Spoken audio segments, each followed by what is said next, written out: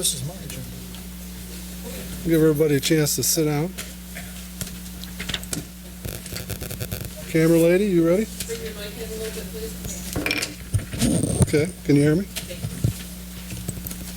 I'd like to call to order the Charter Township of Oxford Board of Trustees regular meeting. Today's Wednesday, August 14th, 2019. The time is 6:31. Please pay respects to the flag. Pledge Allegiance to the flag of the United States of America and to the republic for which it stands, one nation, under God, indivisible, with liberty and justice for all. Sorry for rushing that, folks. Probably should give people a chance to stand up.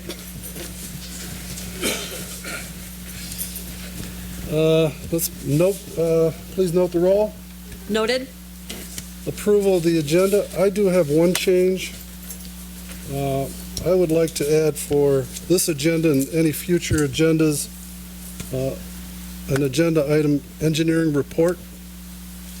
We've got so much stuff going on in Oxford. I want the people, the citizens and the township board to realize what we got going on and what stage it is. It's just important. So I'm going to make that 10. The engineering report is 10A. And water rate, Oakland County, all moved down to B, C, and D. Any other comments or changes? I'll make a motion to approve the amended agenda for Wednesday, August 14th, 2019, for the regular Board of Trustees meeting. Support. Moved and supported. Any other questions? All in favor signify by saying aye. Aye. Opposed? We'll take a 15-second recess while Joe gets here.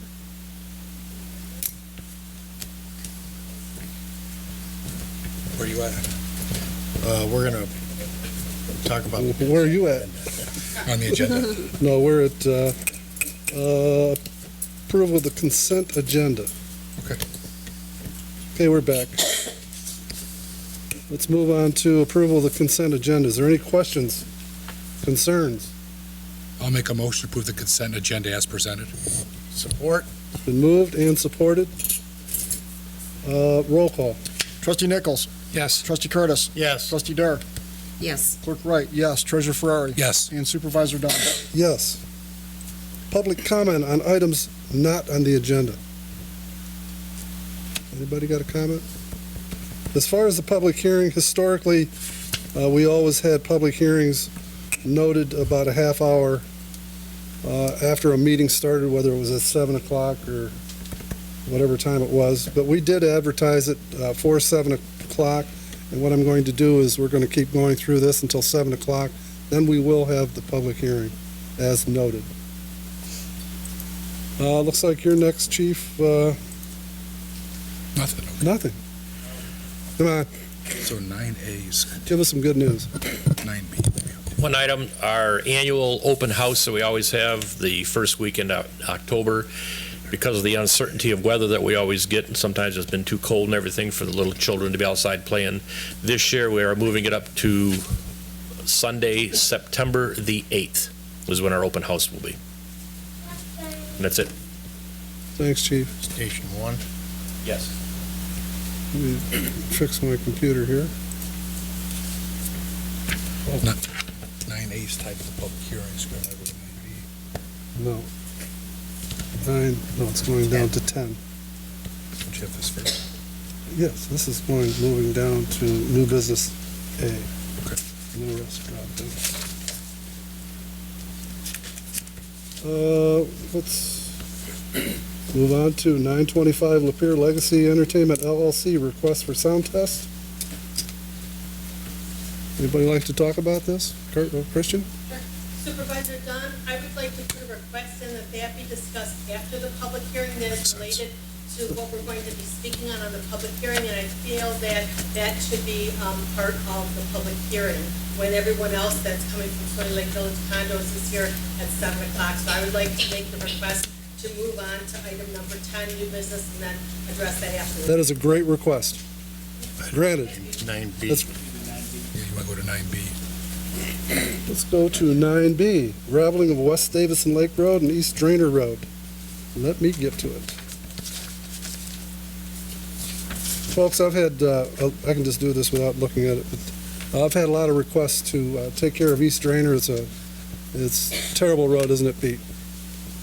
The road commission's already been out there doing ditching, tree removal, getting ready to improve the road. We've got 2 new developments going on out there.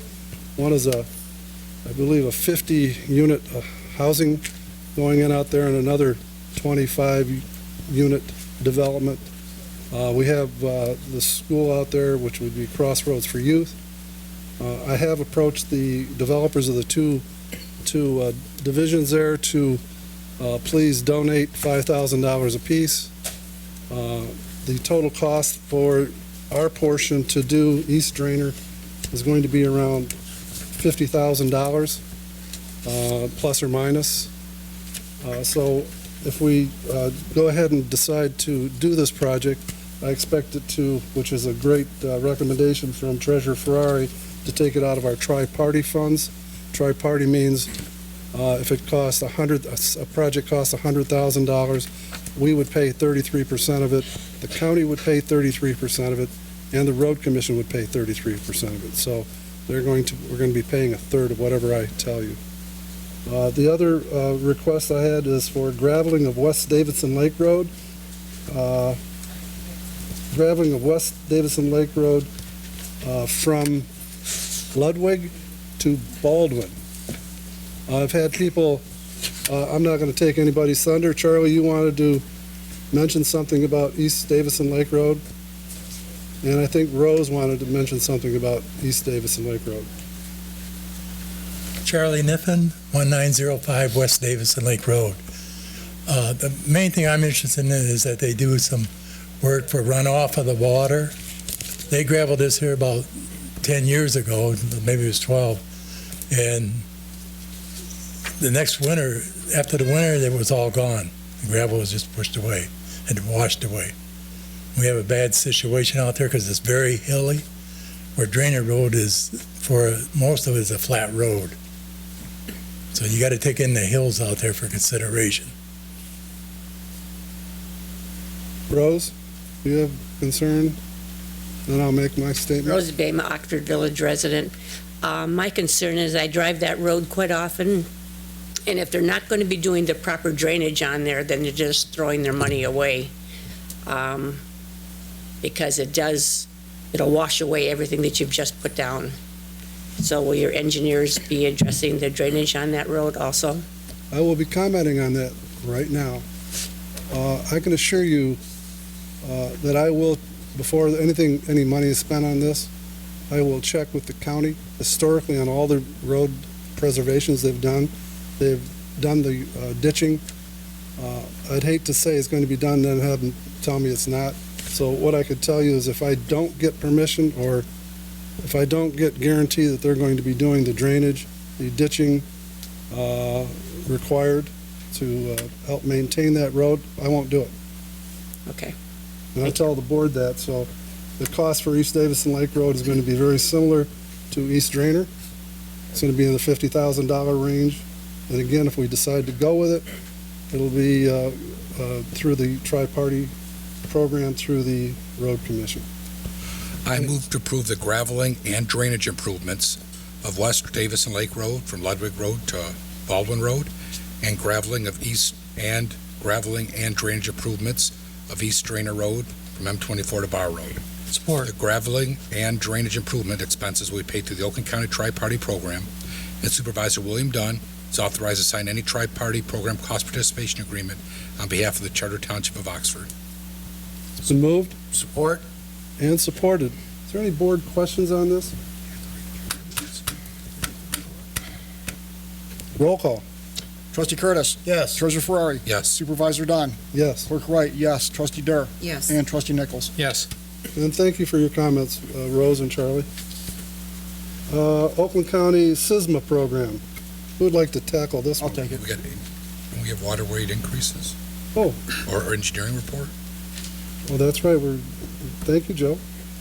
Water rate increase. No, we got You guys added an engineering? Engineering report.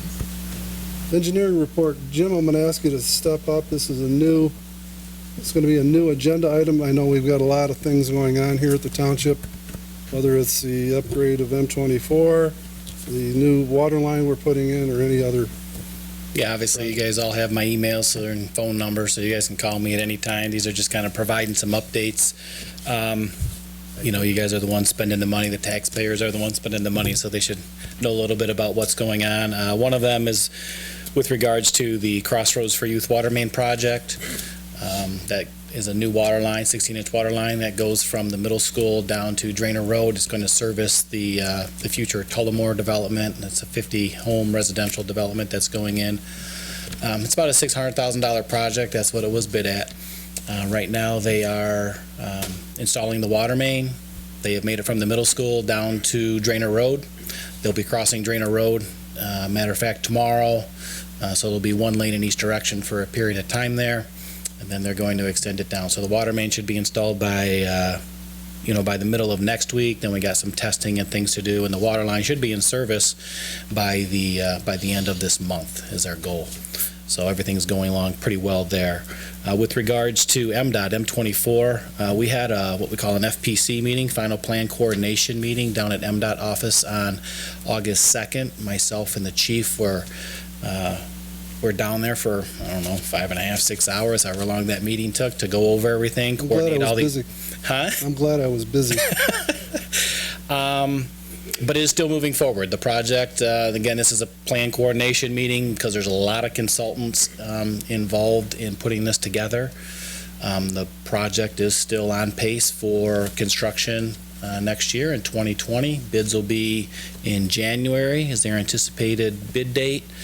Start date sometime in March, and it's going to go the entire year. You guys probably know the rest about the detour. Do I need to get into that at all? Everybody's aware of Why don't it? you mention it for the TV cameras, just to remind. We'll the continue people- reminding everybody as much as possible. The detour plan is to maintain one lane of traffic southbound on M24 during the entirety of the project, and northbound traffic, once they complete the intersection at Drainer Road, the detour northbound is going to be down Drainer Road to Gillespie, up North Oxford Road to Ray Road, and back out to M24. There'll be one lane of traffic in that direction at all times, so there's going to be one lane of traffic heading north through there. So it's Jim, going to be... Baldwin will still be under construction as well, correct? Baldwin Yes. is going to be under construction. My understanding is that the project would... They ran into some utility issues out there, AT&T, consumers, and again, I'm kind of hearing this through Orion Township and the road commission, so not really firsthand. But yes, it is supposed to be under construction as Can well. I just next year. interject something? Is during this construction on Baldwin, they've been maintaining two-way traffic, and I expect it to be maintained for all of the construction season. So it's not going to be much different than it has been last year and this year. Mhm. Correct. Not much. Not Baldwin, much. you mean? Yeah, Baldwin. Baldwin, no, it's going to remain the It'll still be same. two-way traffic, Yeah, they're maintaining two-way but they'll traffic. get a lot more off of M24. Yeah. So we've talked to MDOT, just about posting signs out on I-69, I-75, telling people to use trucks to use M15 to make things a little bit better than potentially they could be. But, people are going to do what they're going to do, and they're going to scatter about. So it's going to be a tough year for everybody. We know that, and the public should be aware. And it's going to be a tough year, excuse me for interjecting again, for the fire department, police department. And, the fire department's well on top of it. To get from one side of town over to the other is going to be almost impossible. But again, we have other fire departments that work along with ours, whether it's Orion, Addison, Brandon, that if we need an ambulance or something in place, that they'll be ready to jump in there. Yeah, the chief's been on top of it, and he's doing what he can, but likewise, he has to abide by the rules too, and so sometimes in order for him to go to North Independence Village, he's not going to be able to come out of the fire station and go north. He's going to have to go through the opening of Dayton Street there and find his way around as well, so they're going to make the best out of in the long run, it's going to be great for the community. You'll have, new roadways and things that everybody's been complaining about, but it's going to be a bear of a year for sure. In addition to that, the board authorized, the expenditures for MDOT's design engineer to extend a sanitary sewer from Oakdale up to Harriet, what's that? about Harriet. Gateway Drive up in that area. So those plans, I've kind of been working with them and giving them information and reviewing them.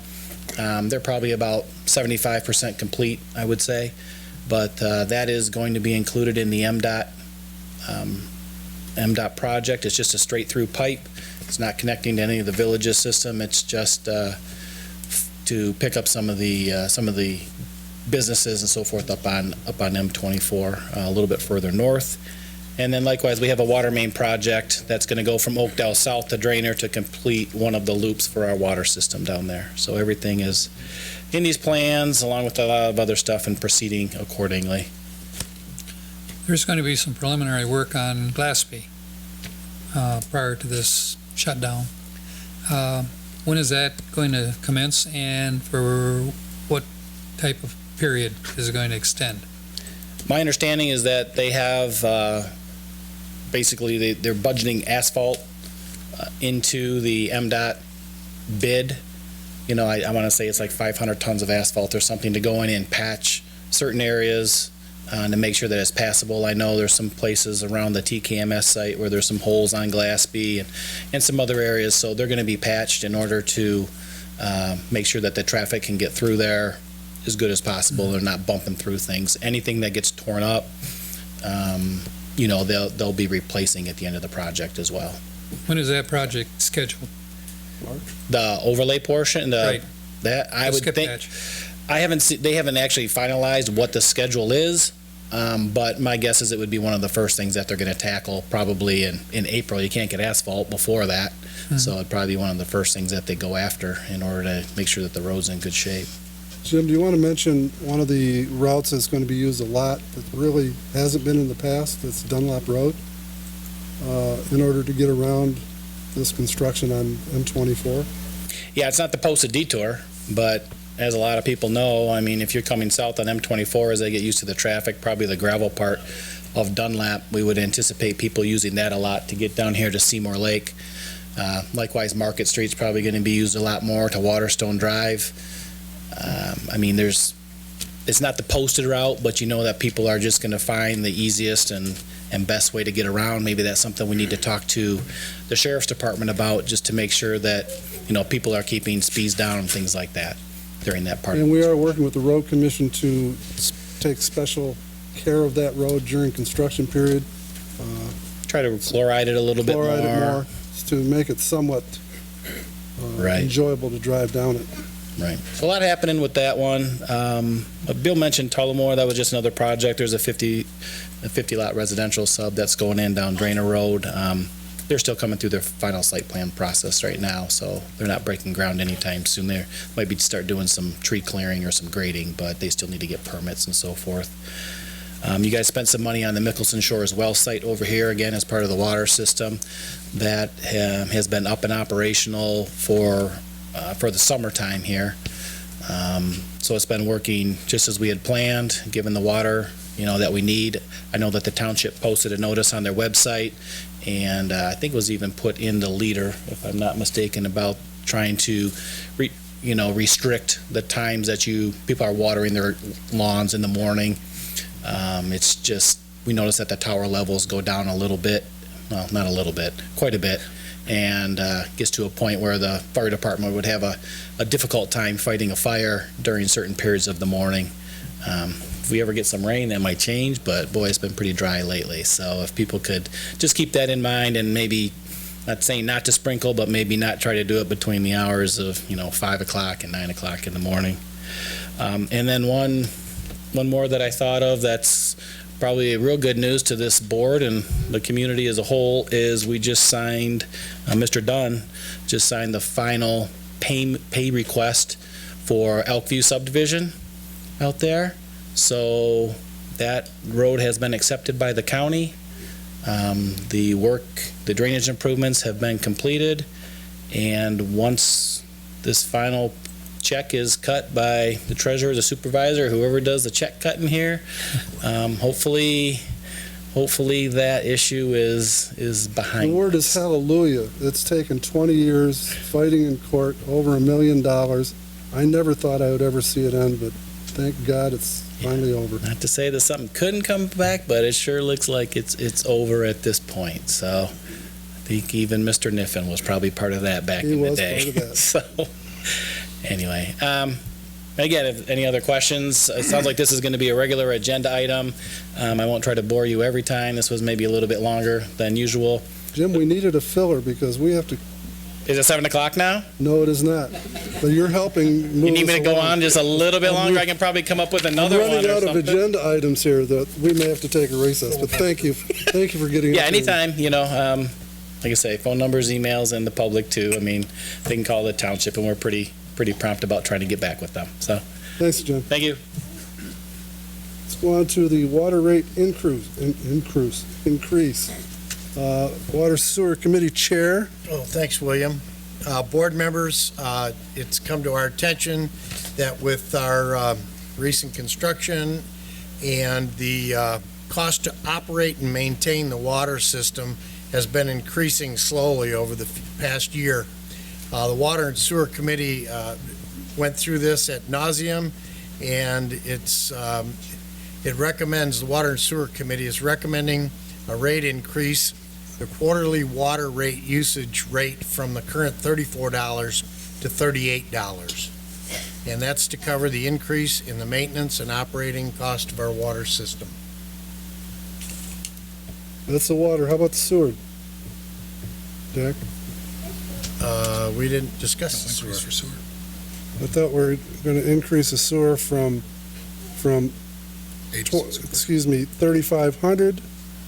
Well, that's already been done. The sewer tap fee? Yeah. Yeah, that's gone from $3,500 to $5,000. Okay. And if a developer has something going on right now, they can purchase the $3,500 sewer tap until January 1st. Okay, that's Yeah, true. that was approved. Okay. Right now, we're clearly stating that we need the $4 raise to keep up with the maintenance and operating cost. Okay. Do you have a motion for that, Jack? Sure, I move that the usage rate for the first 1,500 cubic feet of water usage for Oxford Township water customers be increased to $38 per quarter to be effective beginning July 31st, 2019. Second. Moved and seconded. Any other questions? Roll call? Trustee Curtis. Yes. Clerk Wright, yes. Supervisor Dunn. Yes. Treasurer Ferrari. Yes. Trustee Dur. Yes. And Trustee Nichols. Yes. The Oakland County SISMA program. Who would like to tackle this one? I'll take it. I've had a few inquiries on joining this program, and it's Cooperative Invasive Species Management Area Program. It's put on by Oakland County, and we can join this. Contribution is optional because the monies are funded from state grant programs, and there's several other communities in Oakland County that do participate. And I did contact the director at the Six Rivers, who handles the program for Oakland County, and she indicated that they do assist private property owners, but the major cost is borne by the property owner. But if there's somebody in the area that's doing eradication on Phragmites or Chinese knotweed or other invasive species, that they will work with the homeowners, maybe at a reduced cost, to get some of the problems eradicated. Looking around the township, it looks like that problem has expanded. You see a lot of the tall Phragmites that look like cattails in there. But basically, the program is for rights of ways for this program. And if the board is in favor of moving forward with this, there is a representative that needs to be chosen by the township. It doesn't have to be a board member, but that's something that's required to join the program. You know, if there's no questions, I'll make a motion.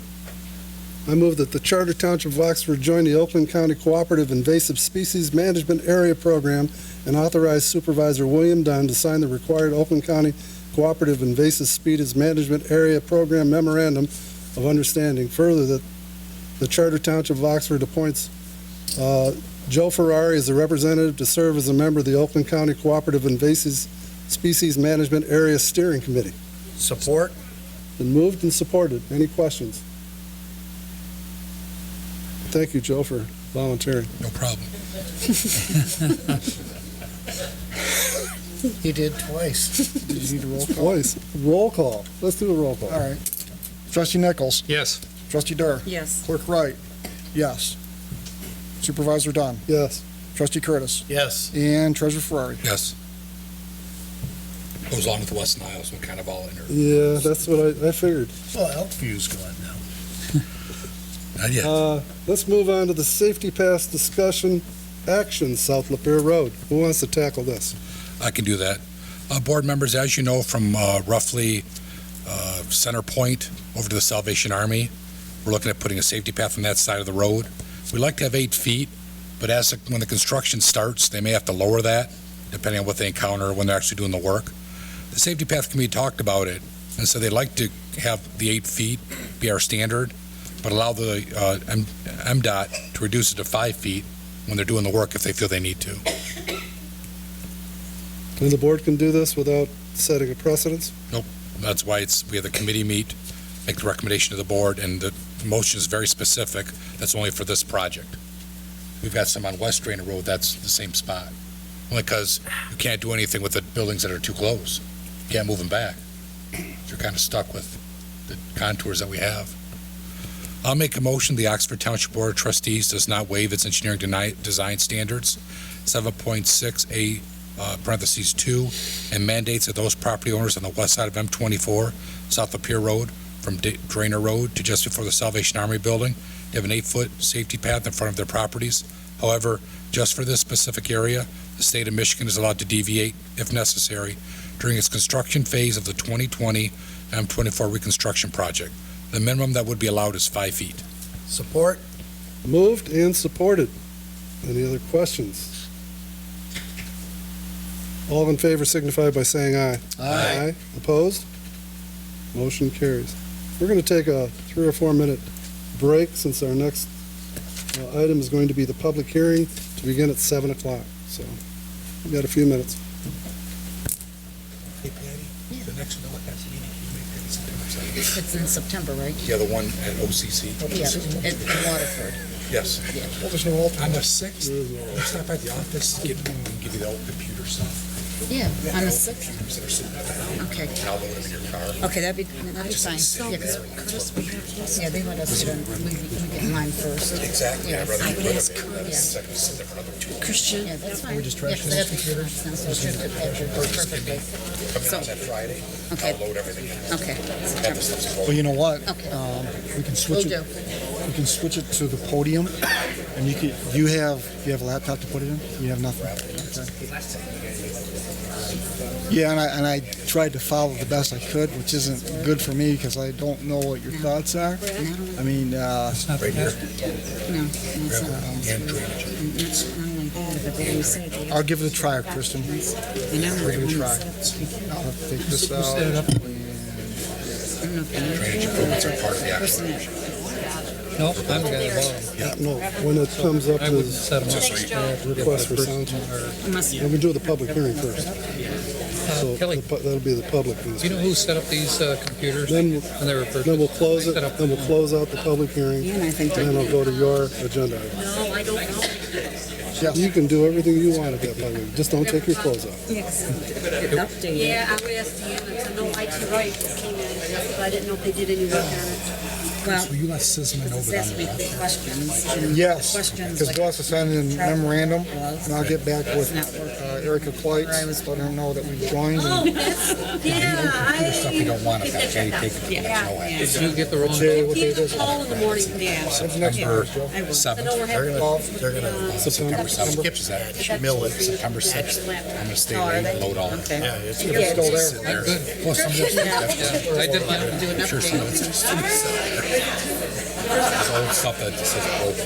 Yeah, Susan, Get it out of there, so just keep it. set these up. every town you go to, they have a main drain through town. Good. Every town. Dryden. Yeah. Dryden. When we get to the agenda item.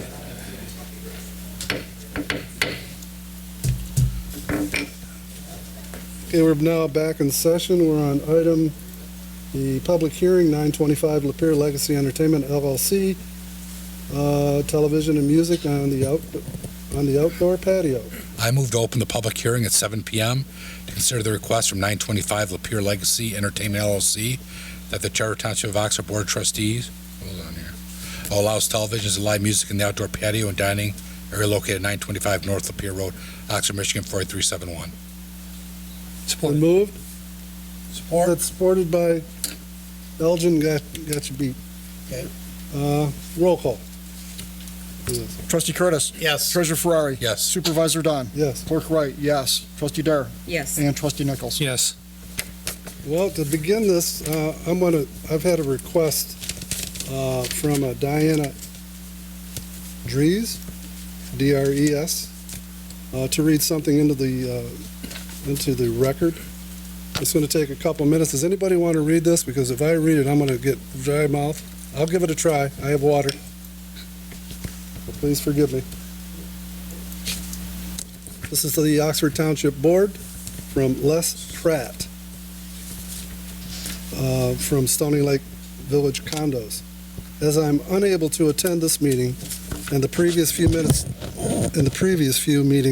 due to leg surgery, please read my following concerns regarding the Legacy Center into the record. Thank you. It has come to my attention that an approval for outdoor music TVs and possibly other outdoor activities for the Legacy Center may be discussed again at the 4/8/14/19 meeting. As a resident of Stony Lake Village Condos, I like it noted that I remain strongly opposed to this idea for the following reasons. Noise is a big concern in what we can now hear. Many different remote car door openers and loud voices carrying as people exit the bar. Please remember, this is a residential area with 75 homes. We live here. This is a beautiful area of Oxford where it's very quiet, well maintained, with pleasant lakes surrounded by nature. People chose to live in Stony Lake Village 15 years ago for those reasons. They did not move here to listen to the levels of noise being produced so very near to our homes today by the Legacy Center.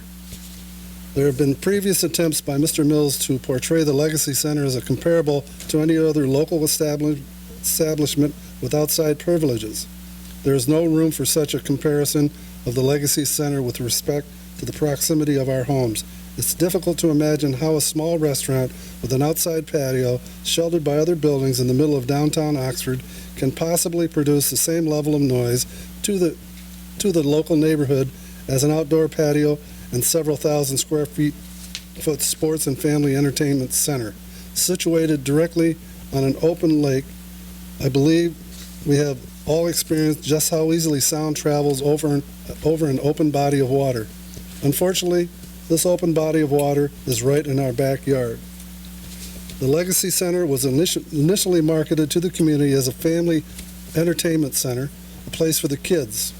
Requests for additional features, the expansion of parking, dining, and liquor outside, and now perhaps additional noise from TV and music source outdoors, have all negative impact on the quality of life and the property values of the residents of Stony Lake Village. Mr. Mills' requests of a little here and a little there over a long period of time has been approved by the board. As a whole, however, Oxford officials are approving an outdoor bar and party palace right in our backyard. Excuse me 1 second, folks. Many of the residents of Stony Lake choose to live here long before the Legacy Center and its expansion started. Most of our residents who bought homes and moved to our community did so because they enjoy peace and quiet and nature, not because they want to experience the potential for a party in their backyards at any given moment. Patrons of a facility having a party in our backyards are not as likely to treat our community and surrounding property with the same level of respect that our condo owners do because those patrons don't live here. We live here and shouldn't have to tolerate additional disruptive sounds we would likely encounter as a result of any new permissions granted to Mr. Mills and the Legacy Center. Please take the time to put yourself in our position. At some point, all of you here today will be retiring, and you may choose to live in a peaceful location similar to Stony Lake. What would your thoughts be after you've settled in your new home and your local government allowed drastic changes to the quiet, peaceful surroundings? There's a possibility of outside drinking, partying, live music, and a general overhaul increase of noise right in our backyard. Again, please think about how you would feel, and perhaps you will understand where we are coming from as homeowners. I strongly hope that there will be consideration given to how we allow the Legacy Center to use this property in our immediate backyard, and what permissions the patrons of the Legacy Center will be granted in the use of that property now and in the future. I strongly oppose the approval of any additional outdoor activities, music, TV, drinking events at the Legacy Center, as I believe these additional activities will only serve as a disruption to the residents of our community. Thank you for your time. Les Pratt. Right into the record. Okay, now we're in the public hearing portion of this. Does any public like to comment on this? Raise your hands, and if you want to talk, come on, sir. Come up, state your name and your address. I live at 119 Stony Lake Drive, right behind the Legacy Center. Okay. Okay, they got trees all the way around it, and they're all bloomed. Okay, that's a buffer zone. Okay, having TVs outside, it's like 24th Street. It's got 2 TVs outside so people can watch them. Okay, sports and everything. And I doubt they're going to have a party out in the backyard, out in the patio. That patio, I went out there and looked at it. It's very nice. It's beautiful. But I don't think anybody in here that don't like noise or don't like to have any music should go to the cemetery and live. Because I'm right there, right? I'm the first one facing the Legacy. And I very seldom hear anything, any noise that's coming from there. So what these people are talking about, they don't know what to see, or they never heard of it. But now, if they're out there in the patio, nobody in their right mind is going to make noise. They're all going to stick to as a group, just like everywhere else. But I don't think... I want to give you all the... like I said, whoever is against this should be moved to the cemetery. And if they want quietness, they got it. That's all I can say. Thank you, sir. I'm fed up of hearing all these people saying, oh, there's too much noise. These people don't even come out of their house, out of the condo. Please. We're going to have consideration for you folks, too. Everybody's going to... These people don't even come out of the condo to hear the noise of, okay, open up the garage door, that's over here. But the music is this way, behind them. They don't come out in the backyard and listen because the sun's out there. They're going to stay in their house where it's nice and cool. Okay. These people here are complaining about it. They should just move, like I said, to the cemetery and live. Thank you very much. And I have no clue why they don't like have the outdoor patio, just like 24th Street. They got an outdoor patio. People come out there, sit there and drink and talk and eat. But what are these people here? I don't know what they're talking about. And because I live, like I said. Right. What I'm going to do is I'm going to cut you off, because what I'm going to do, and I have the authority to do it, is to limit everybody to 3 minutes. I know there's going to be quite a few here, and we have, work to do. So, sir, do you have any concluding statements you'd like to make? Because I'm going to move on. Maybe you guys should go out there and sit out in the patio and eat and have a beer or so, and you could see the difference. Those trees are very, very soundproof out there. Thank you. Whoever else complains about it, out of the tree. Thank you. I know who's complaining about it too. Okay, whatever. Let me get to. I'll get to you. Hey, come on. I'm not going to allow anybody to do that to you, so please have the courtesy, because I'm not going to allow it. Is there anybody else? I'm going to have... We'll try you. Come on up there, sir. Please state your name. Oh, I will. And where you live. Good afternoon, sir. My name is Jose Lopez, and I live in Waterstone, but my in-laws live in Stony Lake. I go pretty much basically every Thursday to the 925, and I have a great time. And just like the gentleman that stepped out said, it's never loud. And if you're talking about, oh, it's going to get loud with music, what about 24? You hear semis and traffic there all the time. So how's that going to make a difference? Now, in regards to this email's full of ifs. A bunch of like, oh, sound travels over the water. Well, that's not necessarily true. You need like a jet engine in order to like travel over it. So, I mean, if this person's going to come out with just random facts, at least support him somehow. I just want to say, and again, I don't live where you guys live, so I understand your concern. I'm just saying, give him a shot, give him a tryout. Talk to me. Give him a tryout and go from there. Just like he said, why don't you guys go there to see how loud it is? And if it's so loud, yeah, say shut it down. But don't do anything without actually trying. That's it. That's my point. Thank you. Yep. Thank you. Anybody else? Yes, sir. Come on. I'll get to everybody. I won't forget anybody, I don't think. My name's Herman Walker. I live at 120 Stony Lake Drive. I bought there for a quiet retirement, not to listen to music every night on the outdoors. It's in the traffic on 24 is not bad. But to add this noise to it, it's unbearable. It'll become unbearable. There's a reason why that most communities do not allow outdoor music. And now, why should this township decide to have outdoor music? All you're doing for one person, you're committing the whole neighborhood, because this won't be the last one. If you issue it one time, there'll be somebody else come along wanting another one. That's all I've got to say. Thank you, sir.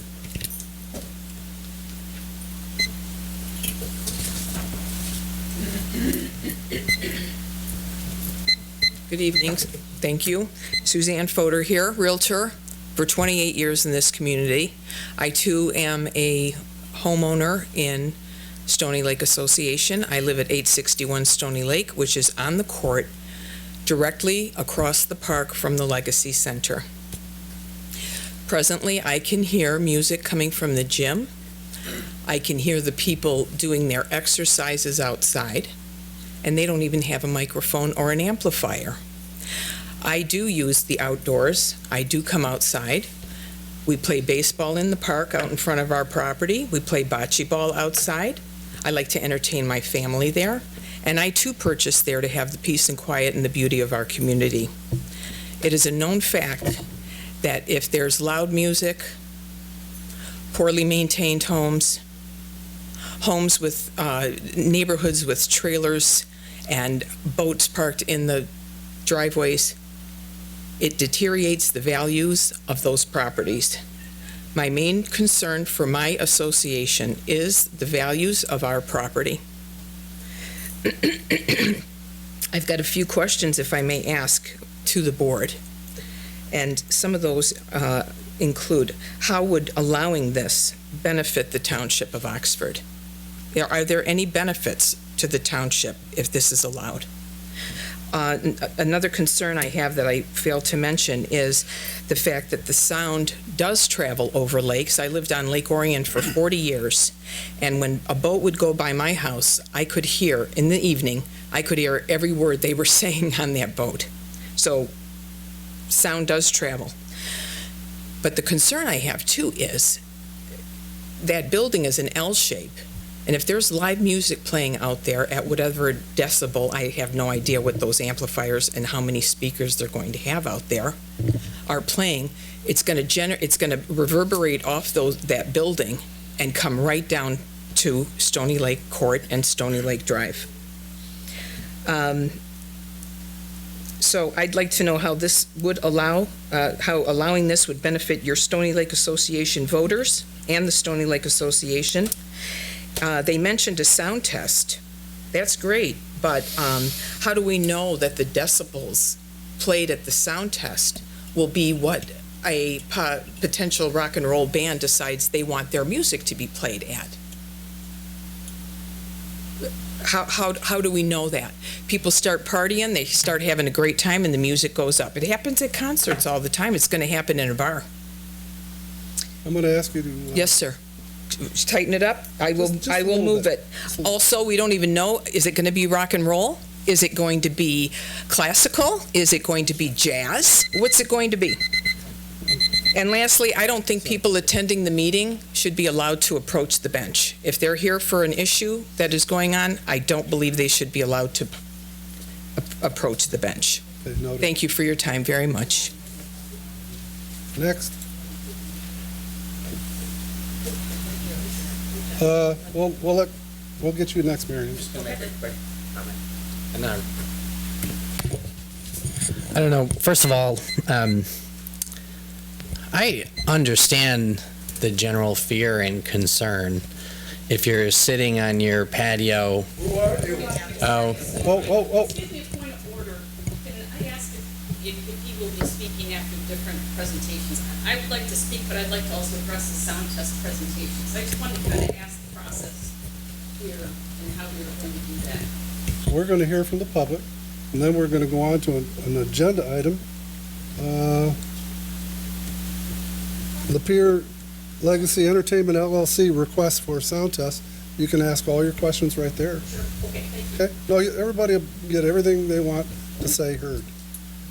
Okay. Yeah. Christian Mills, 925 North Lapeer Road, Legacy Center. First of all, from a community perspective, we're all here concerned about something that hasn't happened. And this is it's a fear-based conversation without a lot of fact. Like if I had been operating my patio and I have been disturbing my neighbors and my neighbors came here to help revoke, I probably would earn that. If I had people out dancing in the parking lot or being disruptive, we've been operating our bar restaurant for almost a year, September. We haven't had any complaints. We have an event center that holds, after-hour parties, senior all-night parties. We have buses that have pulled up. We're always respectful. We've never had a complaint. As it relates to this fear, and we'll do the presentation later, but I'm here to be respectful. Most of you would represent, my family or my parents, and I wouldn't want them to be in a situation where there's bass music vibrating through their windows. So, the reality of this, though, is not that. You really can't hear music much past the parking lot, and you certainly can't hear music past the borderline. So, later on we're going to do a presentation, and I understand property values, and we can keep piling the what ifs, but respectfully, if we do a test and you can't hear noise for your own ears past halfway through the property line, then this is all for nothing. We've been a respectful neighbor, and the Legacy Center is a family center. We have 15,000 kids come every month. We employ 300-400 kids, employees, and families, so it's 100% a family center. From a respect perspective, it goes both ways. We have boats that can play music on the lake. We have a park across the way that can play music. People can play music on their patios. So anyway, I think that hopefully we can come together as neighbors and demonstrate that we're not impacting their life the way they think that might be impacted, and Chris, I'm going to ask you to put it to peace. Okay, thank you. Thank you. I'm trying to hold it to 3 minutes, trying to be fair to everyone. Good evening, Mary Ann Keynes. I'm president of the Stony Lake Village Condo Association.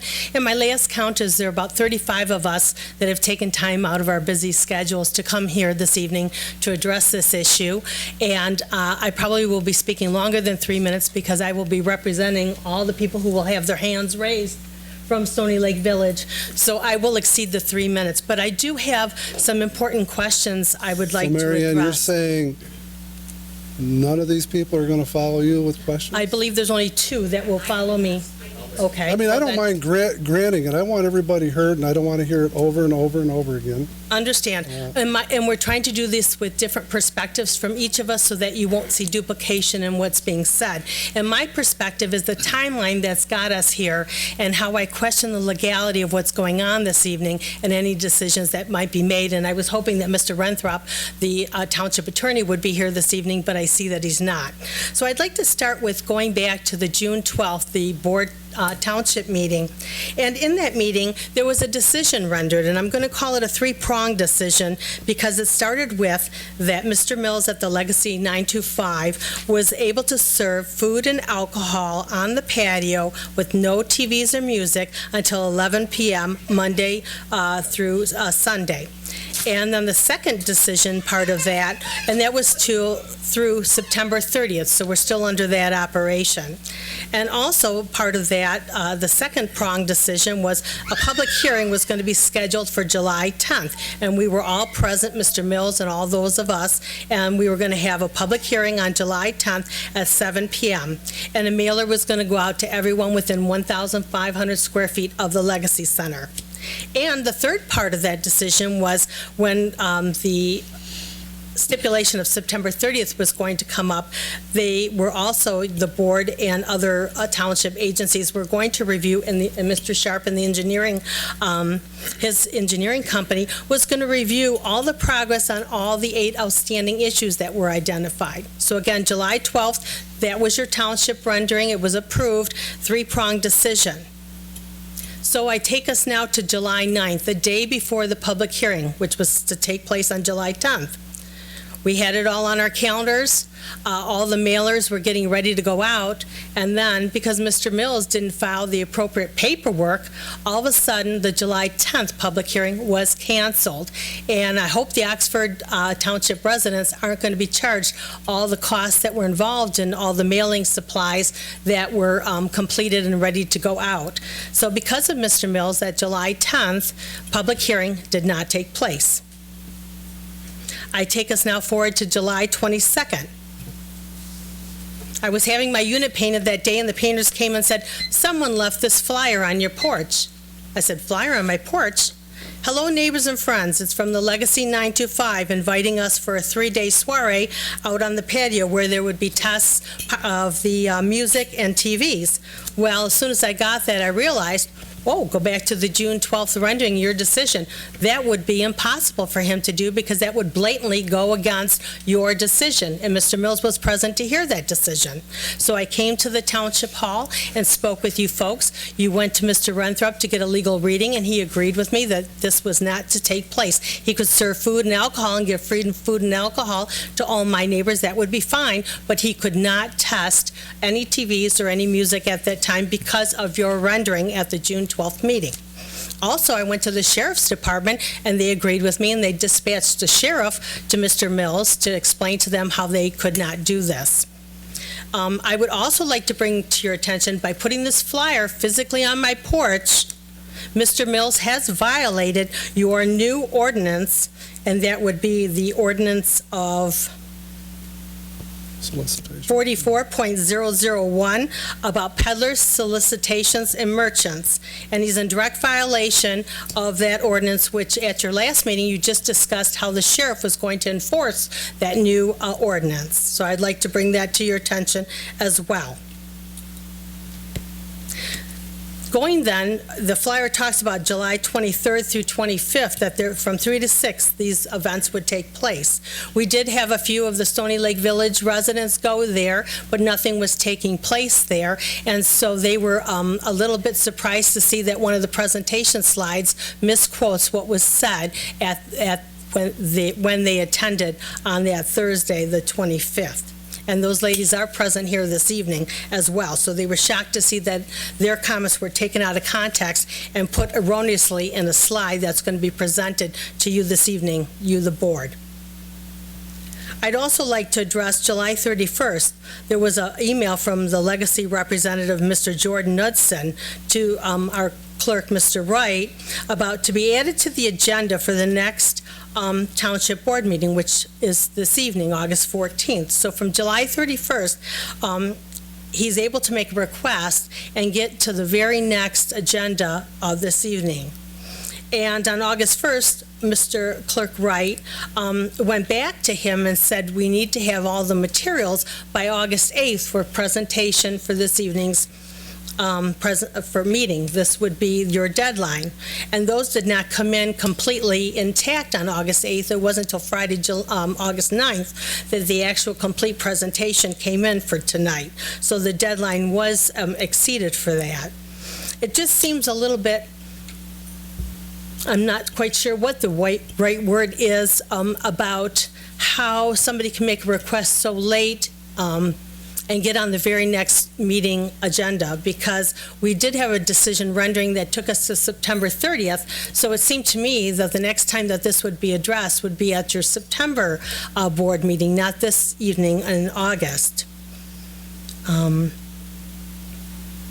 I guess what I'm trying to drive at by reviewing this timeline for you and for those people here in the audience that are not familiar with how many times we physically have been present here fighting this issue, is the current situation is Mr. Mills is in violation of 8 major outstanding issues, and some of them, like the landscaping on our side, the north side of the building, is 4 years in the rears. We have been waiting 4 years for this to be done.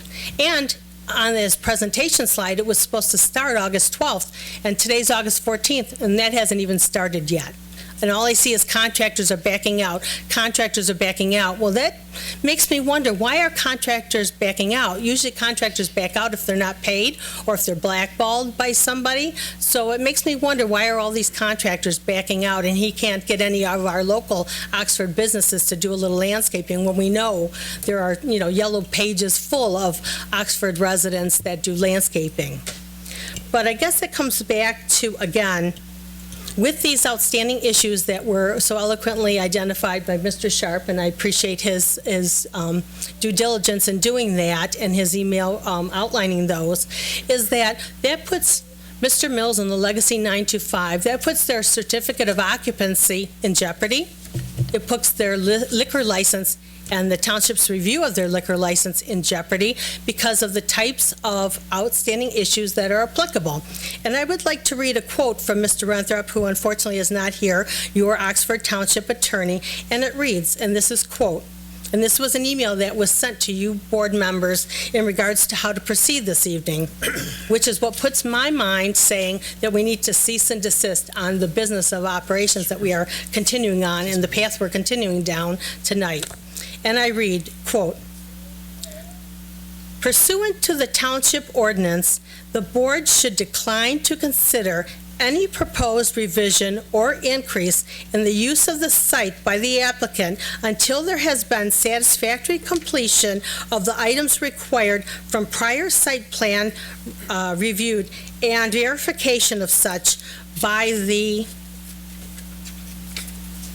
township planner, the township engineer, and the building inspector. And this is a legal rendering from the township attorney, which I interpret as we need to make sure and ensure those outstanding issues that are building related, safety related, and community related are all complete prior to giving more and more amenities to a business that can't handle what they currently have. And that's how I would like to end my time with you. Thank you for your time and consideration.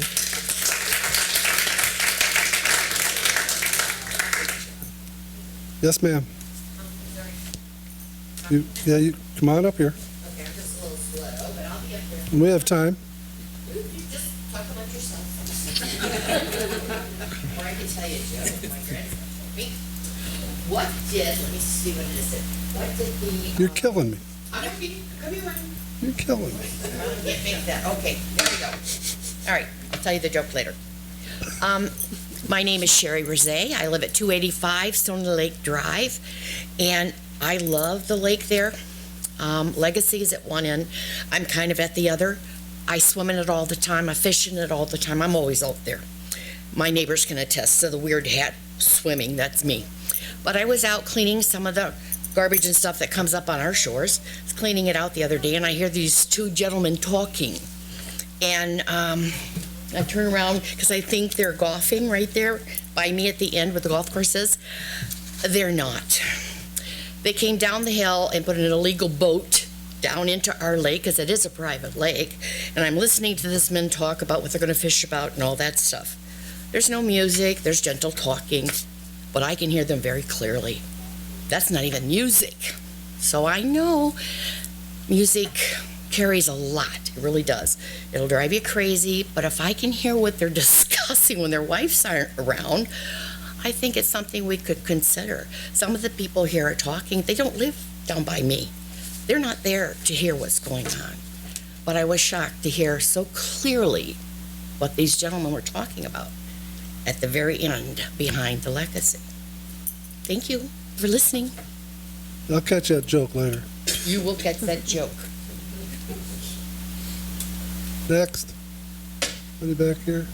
Yes, sir? Please state your name and your address, please. My name's Bill Fedorenchek. I'm at 369 Stony Lake. You know, I don't know Mr. Mills. I live right behind there. I don't hear any noise. I'm not here on his behalf. Please talk to me. I'm not here on his behalf. I don't hear any noise, but I don't see anybody sitting outside either. So I don't know how they're hearing it. I think we ought to give them a chance. Give them a weekend. I mean, maybe that's not very long, but give them some time. I've seen an air balloon try to crash land on our property, and people that have come up here on this podium tonight ripped that guy a new one because it was her airspace. So, I mean, I think we can take things a little bit too far. Give them a chance. That's all I'm saying. Thank you. What grade are you in? Well, I'm going to give, ma'am? I hope they don't. Please. And I will call on your wife. Is it your wife behind you? I will call on you. Yes, ma'am. Hi. I'm Marilyn Grant, and I live at 154 Stony Lake Drive. Okay. I can attest that I hear noise from the Legacy Center at about 11 o'clock at night. So it's not a what if, it's a reality. I hear cars leaving. I can hear car doors shutting, a lot of talk going on as they are leaving. So I know that this is going to happen, and I know that the music and the TVs are going to be heard. I'm out at 11 o'clock at night walking my dog, and I can hear the noise. So that's all I wanted to say. It's not a what if, it's going to happen. Okay.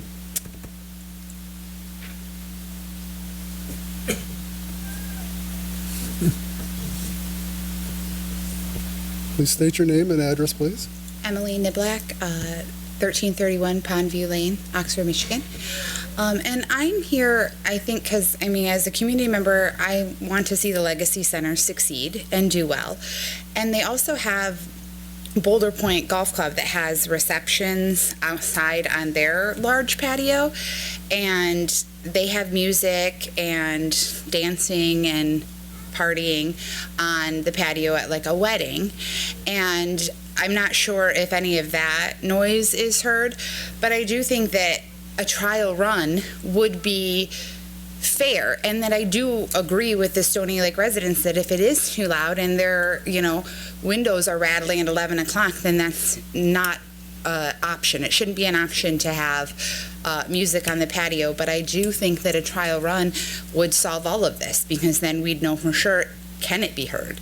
And if it can't be heard, then they can move forward. If it can't be, then there shouldn't be any issues. And then the Legacy Center, like Mr. Mills said, can respond accordingly if there is a disturbance. Thank you. Anybody else? Come on up.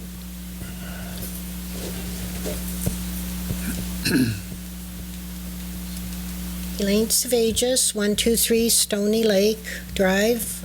I'm new. I just moved in April. I live next to the gentleman, the first gentleman, Joe, that left. He's never outside. As long as it's not raining, I am on my deck every morning and every evening between work. And I can hear, and I like the Legacy Center. My grandkids go there. I think it's a wonderful addition to the community. But as far as the noise, I can hear the gals who exercise or the exercise, and there's a building between us, and then the tree line, and yet the noise carries, and I too can hear the car doors shutting, the people talking. So that is my perspective, and unfortunately, I like Joe. I only met him a couple of times. He's never outside, so he I don't know how he can, say that it's not noisy. But anyways, I can hear it, and there is a building and the tree line between me and the center. So Thank you. Thank you. Anybody else like to speak? Yes, ma'am.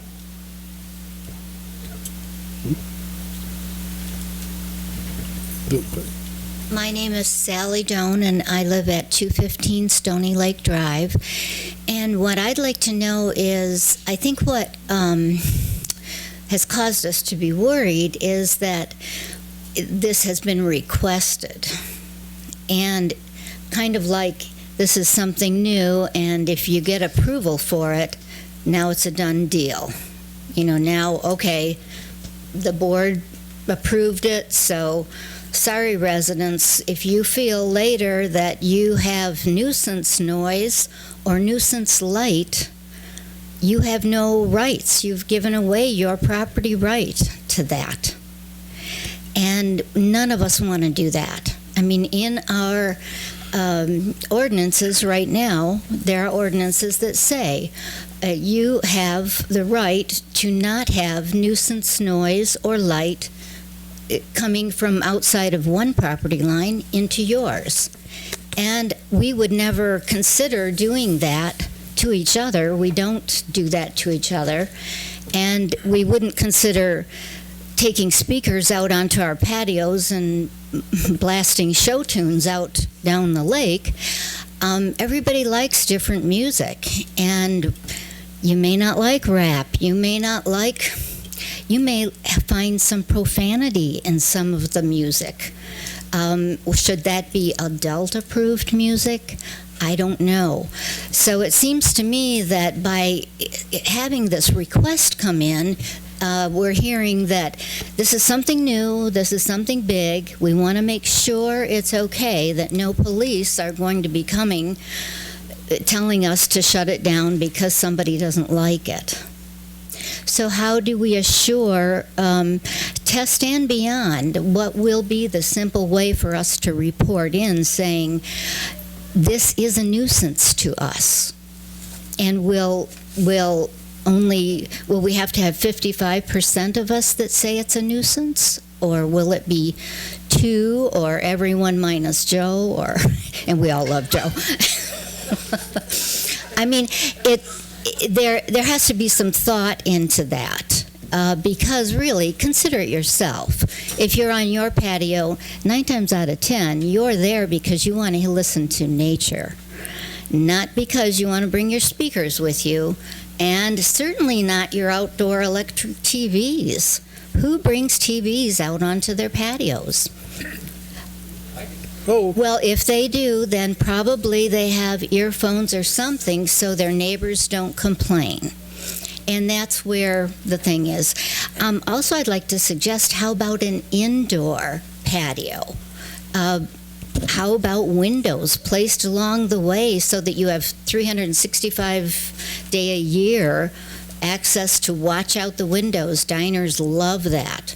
and see some of the tremendous storms that come down that lake and snowfall and such. I think that's something that should be considered. Okay. That's all I've got. Thank you. I'd like to. Yes, sir, in the back. And as long as they've got hands up, we're going to be here, Joe. Okay. It's a public hearing.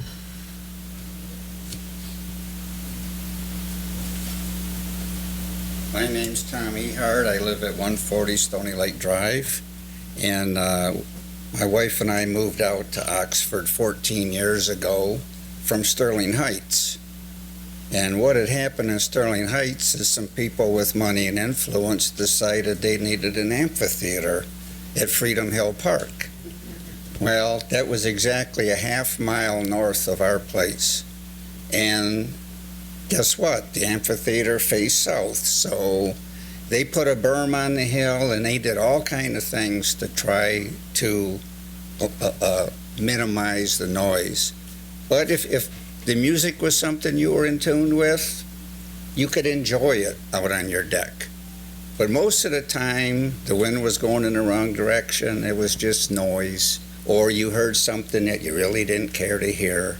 It was one of the motivating factors in me moving out to Oxford. So when we say we're going to have live music, and I used to play in a band, and I can tell you, even Burning Oak, before it left, they would have music and outdoor things. And that's a half a mile from where my condo's at. Legacy Center, their northwest corner of the building, is about, 1,200 feet. And I'm afraid that live music out there with the lakes and the way sound carries is going to be a real issue. So that's my input. Thank you. Thank you. Anybody else? Joe, you can go now. I move to close the public hearing at 7. We have one more. If I speak now, am I still allowed to speak after? Oh, of course, of course. Well, you'll be able to speak twice. Okay, well, I just wanted to make sure I could. So, good evening. I'm Cindy Caines. I live at 843 Stony Lake Court.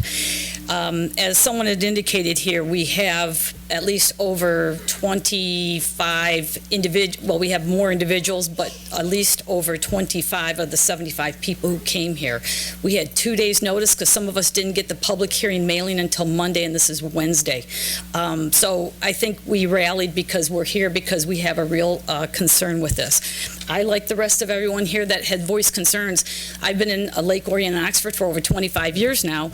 I lived on Lake Orion, in a condo, in a house first and in a condo, and I actually purposely moved up to Oxford to Stony Lake because it was a quieter lake, because it was noisy. There is a lot of boats and things, and there's other things going on. So I actually came here for that reason, to do that. I am one of the closest people to that, and I'll show a picture probably later where I'm at. One of the things we wanted to do here is talk about hearing the music. It is fact. One, it's not fear, it's not perception, it's fact. I can tell you, I've documented it. On 6/18, and this is just the times that I've documented it. 6/18, music coming from the gym, again, at 6 a.m. On 6/19, again, very next morning, 6 a.m., as you can see a pattern, I leave for work. And 7/24, gym music at 5:51. And again, on 8/3, I can hear the music. Now, that's just when I'm parked in the garage. It's when I stop, I listen, I can hear it. I've heard it at night, and I've heard it during the morning time. I think it's real important here. People have indicated to allow the music if you don't live here, and a couple individuals have spoken that don't live in the community. And I think what the community is trying to say is that we want to avoid music and TVs. I'll address a little bit of that later on after the sound test presentations, but there's a lot more places here in Oxford that don't have music and TVs on their patios than do have on their patios. I think a clear point was made that's very important. We've been very neighborly to the legacy of Mr. Mills. People people may not know, but within the first 6 months or year, we allowed Legacy and Mr. Mills to tap into our water system. We were told at the time that we would be saving him $1 million. We did receive $1,000 that went to our association. It took over 6 to 8 months to get the $1,000, but in lieu, we were told that we were going to be saving him $1 million. So we saved him $999,000. I think that's pretty darn neighborly of this. He indicates that he'd like to be neighbors with us, but as you can see, we have over a third of our units here who are here that are against it, saying that, and if you are going to be neighborly, then why fight us on this? It's one of those things that we can hear music, we can hear things that are on the lake. Noise does travel, as people had said, on that, and I wanted to just, if I may, very quickly here, do something here very quickly that I have on my phone, and I'll point it here to the board if I may come a little closer. This was on the lake to indicate how noise travels. I'm sorry, I apologize. It's all right, take your time.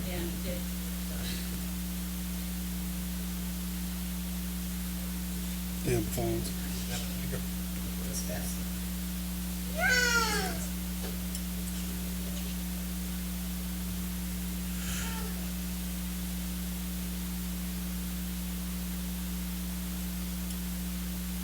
Would you like to take your time and do it at the presentation? Or? I'm sorry. You probably can't see it that well, but it's one of the boats that comes through here. And this is across the lake as it comes by. Well, that's at Stony Lake. That's Stony. That's on the water side. Yeah.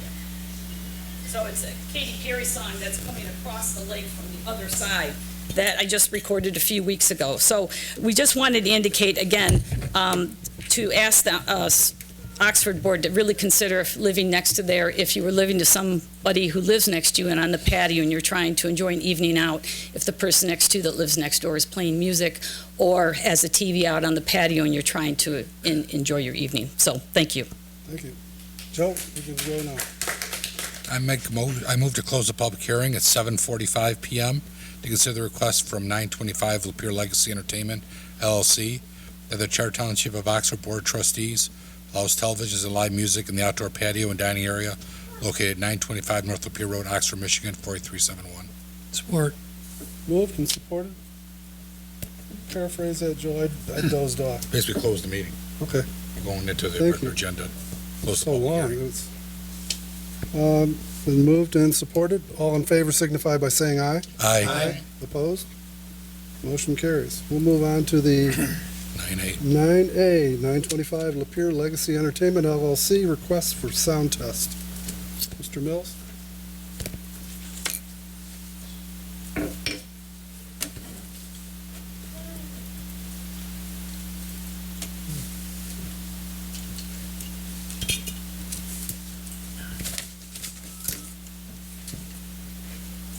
Just give us a second, Christian.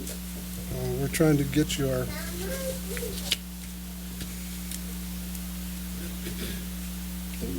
Is that done? Operator error? Maybe you gotta be gentle.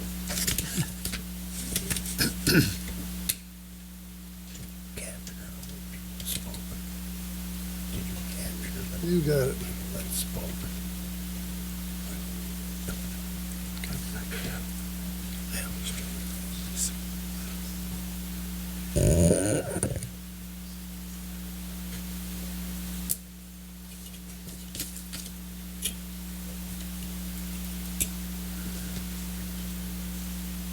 Is this your PowerPoint?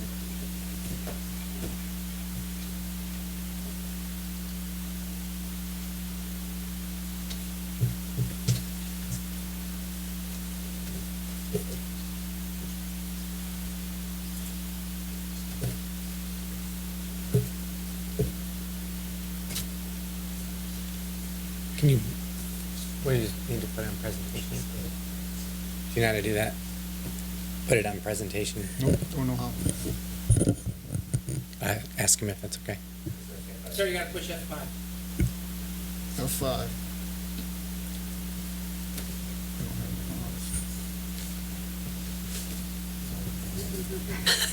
Uh-oh. Hit sunk. Right, there we go. All right. Thank you. Okay. Thank you, Mr. Wright. Next slide, please. Okay.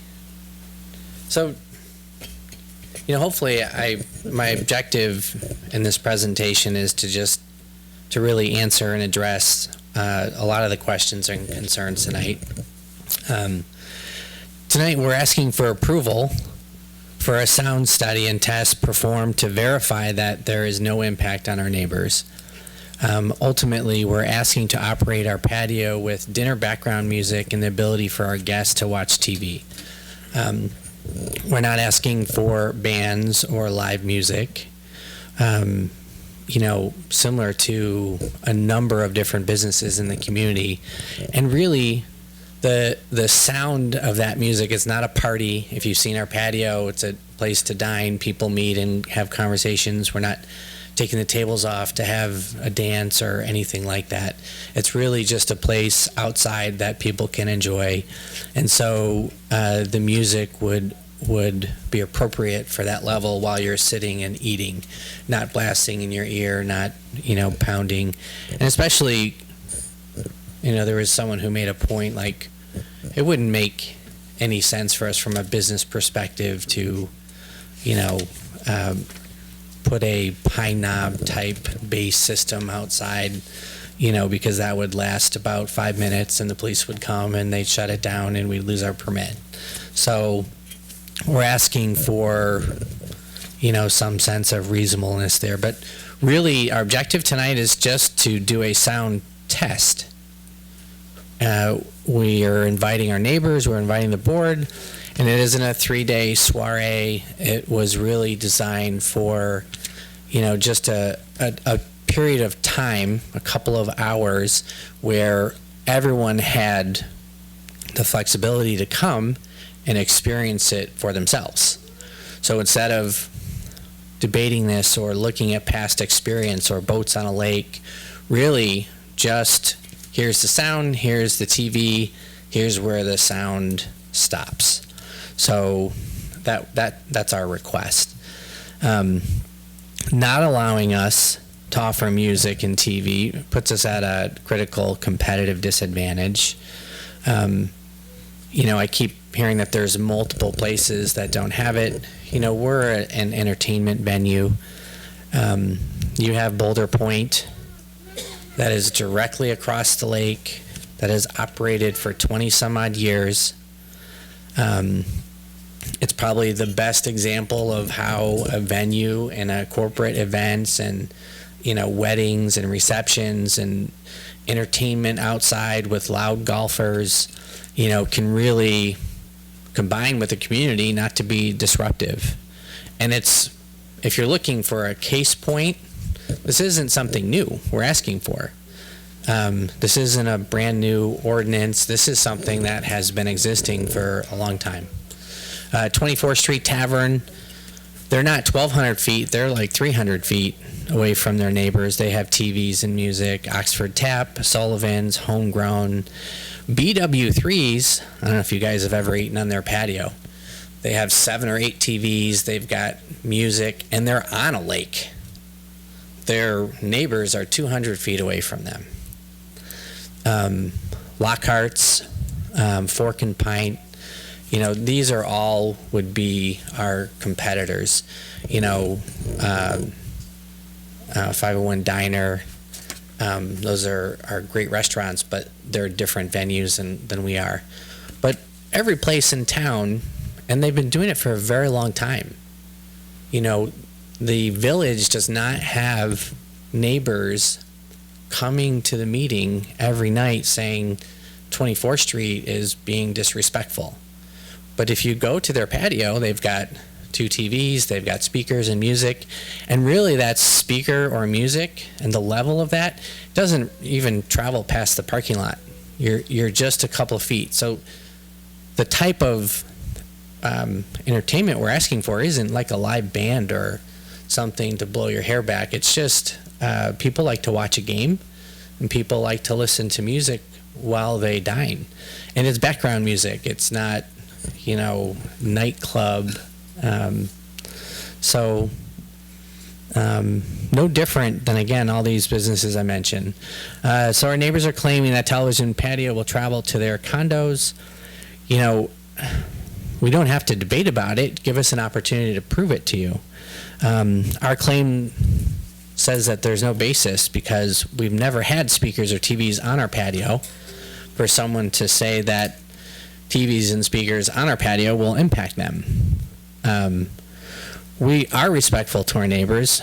However, we don't want to have our businesses dictated by fear and rumors. If I'm really impacting our neighbors, we can own that. We can make those adjustments.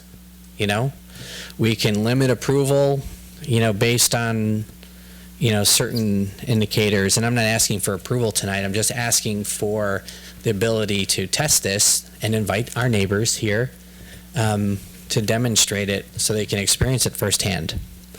And I don't think our neighbors want to impact our business. I think they like the Legacy Center. I think there's a lot of value. We had a real estate agent come up. I think if you looked on Zillow from 4 years ago to, what the condos are worth today, I think you will not see depreciation in any of those condos.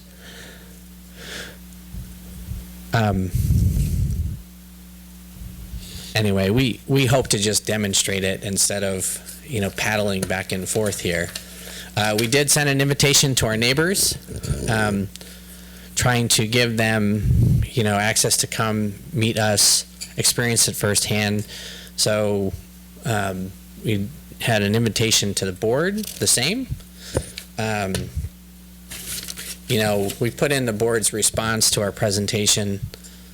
And I understand, from the perspective that by the letter, you approved a patio with no TVs or music. I wasn't trying to circumvent that. My attempt was to address our neighbors' concerns and do it in a very prudent manner.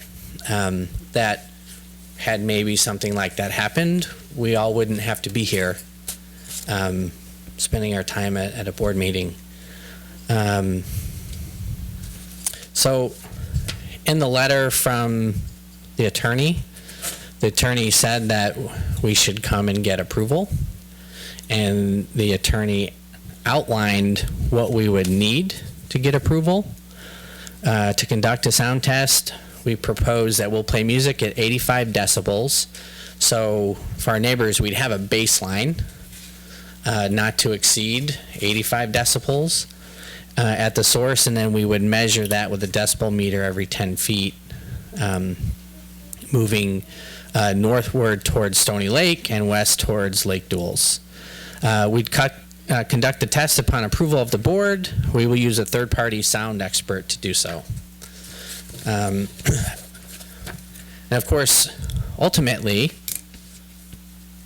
we're asking to amend our approved operating plan to include the patio and also to be able to have music.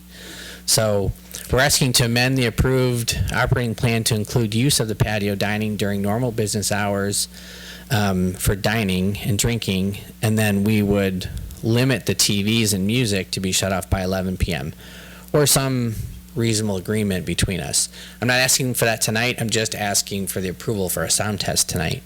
But again, we'll apply all common sense noise restrictions. So what happens if, the music is so loud it is interfering with people's lives?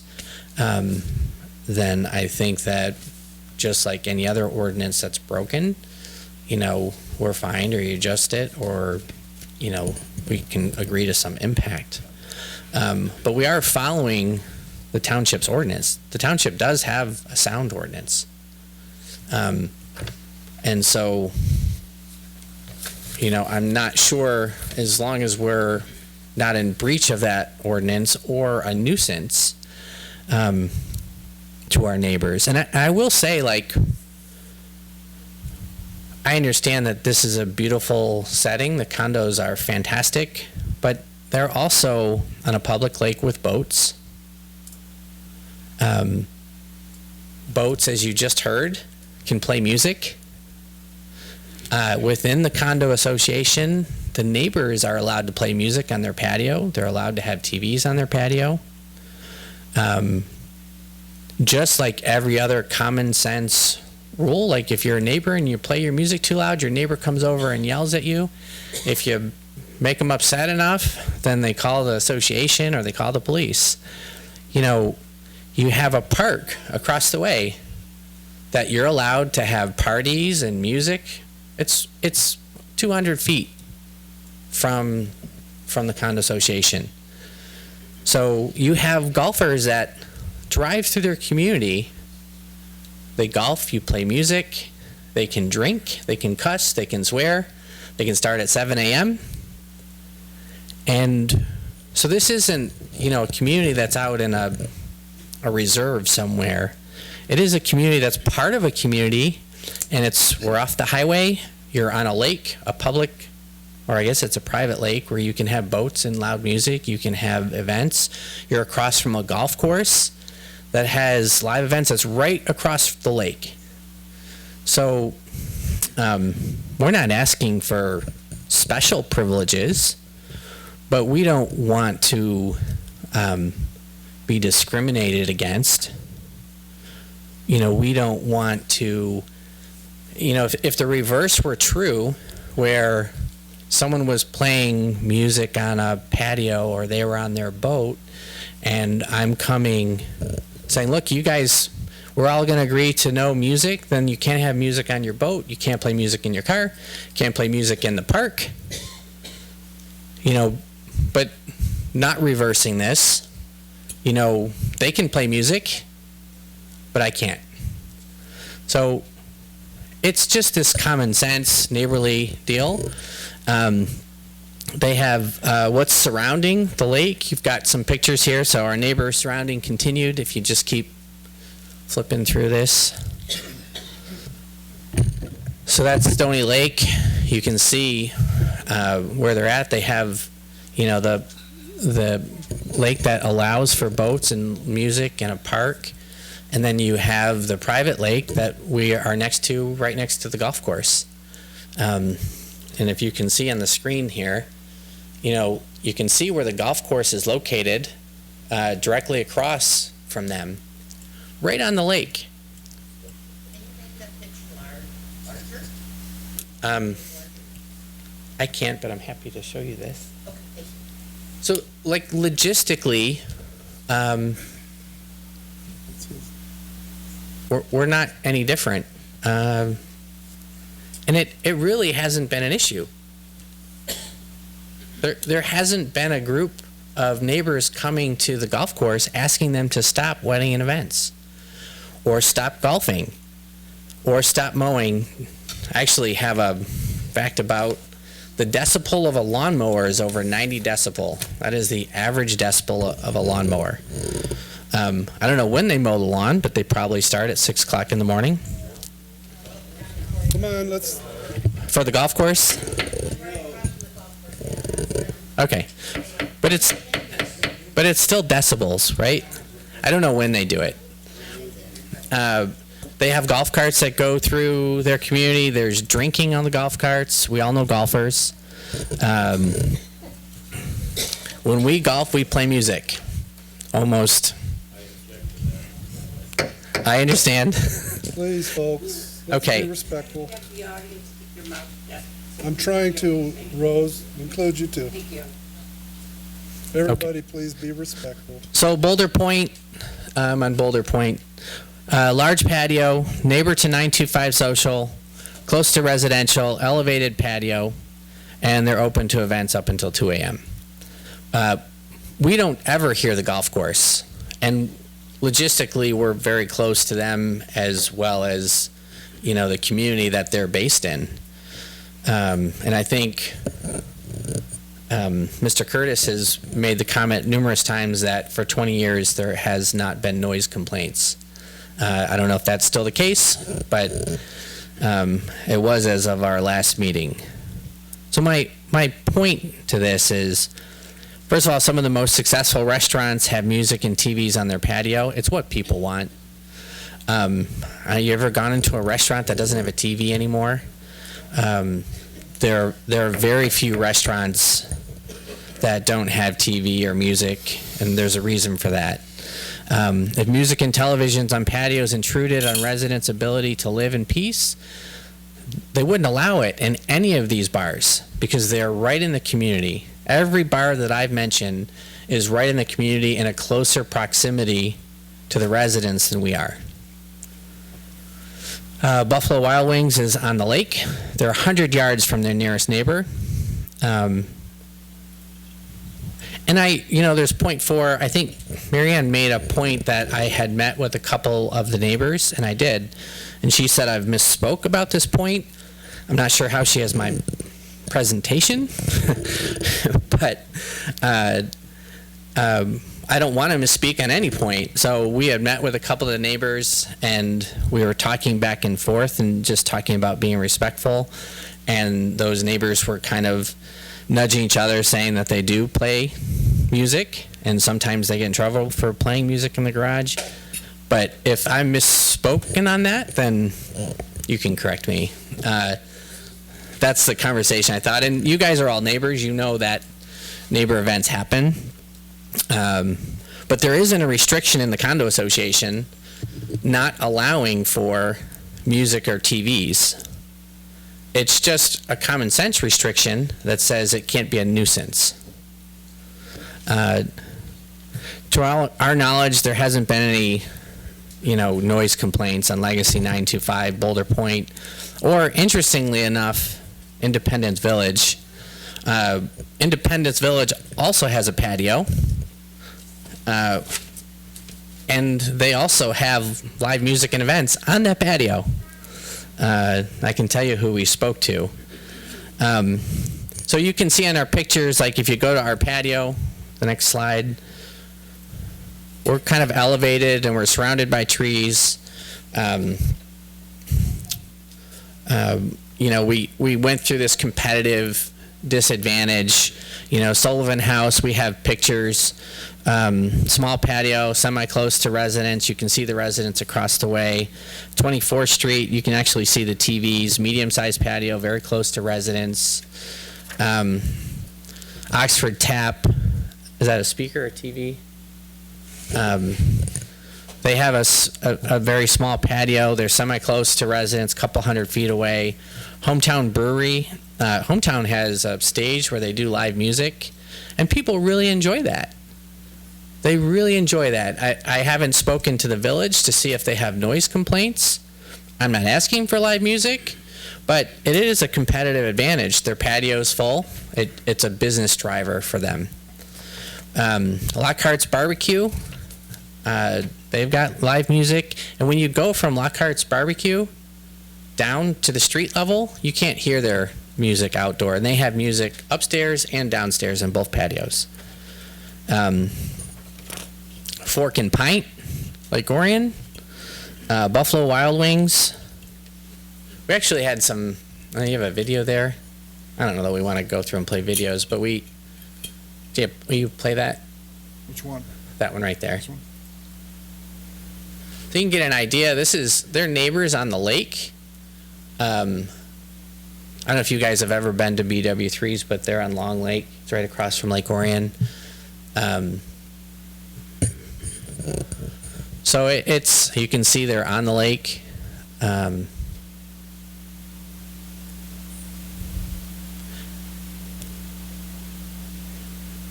we don't have a bar outside. We don't even have anything close to this. We just have a patio. And we actually took, you don't have to go through that, but we actually took live video of almost all of these. If you go to the Independence Village, they have live music on this patio. We spoke to the director, Laura Ashley. It's for the residents, and they're right next to the neighbors. So we talked about our patio, our hours of operation for our patio, and limiting, our TVs and music. As far as the approvals for this, those are completed, so that's the last slide. There was a point that was brought up on our site plan, and so just a few corrections on facts. I think Marianne had brought up the point that we had 4 years to complete our site plan. We bought the building 4 years ago. We are over our year from the time it was approved. We actually just got approval in May, Jordan, of this year. It took almost 7 months to get approved from MDOT for our safety path. And so also was alluded to that we're blackballed or something by contractors, which isn't the case. If you see what's going on in construction world, it's virtually impossible to find guys who do pavement and concrete work. We actually we brought our contract with us. We started our landscaping on the day we said we would start it. So there's basically 4 parts to it. One is a safety path, where we've contracted with a vendor, and he's committed in his agreement to have the safety path completed by October 31st. The same contractor is going to do our pad for our dumpster. And then we've started our landscaping, so you can see that there are shrubs and bushes being planted as we even speak right now. We had a ton of trees delivered and bushes to complete that, especially on their side of things. The last was the sprinkler system. So the sprinkler company, we have a quote and approval, and they committed before the end of October as well. So there were some other minor things as far as things that we have completed, like we've seeded the north side where the sewer work has been done. We have patched over the asphalt where the sewer work was done. We're removing the debris. So there was 8 things on his side. I think we've completed 3 of those, almost 3 of those, and we're working on the landscape. The things that we really have had a hard time controlling is your contractors aren't going to do anything until you get the approval, and getting approval from asphalt and cement guys starting in May in this economy has been crazy. But we have that solidified, so unless something happens to him and he doesn't complete the work or doesn't want to complete the work, God willing, he'll do the safety path and we'll be done with it. And again, this isn't a blackball or a financial thing, because we've put a $100,000 bond with the township. So this isn't a desire not to complete our site plan, because we'll actually get money back once it's completed. So we want to complete it as soon as possible. And if we don't complete it, they take our money. So there's really no incentive for me to skip it or not do it or try to not keep my word. So that's where we're at with the site plan.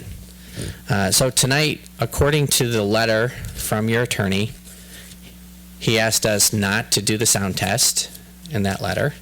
I can read it.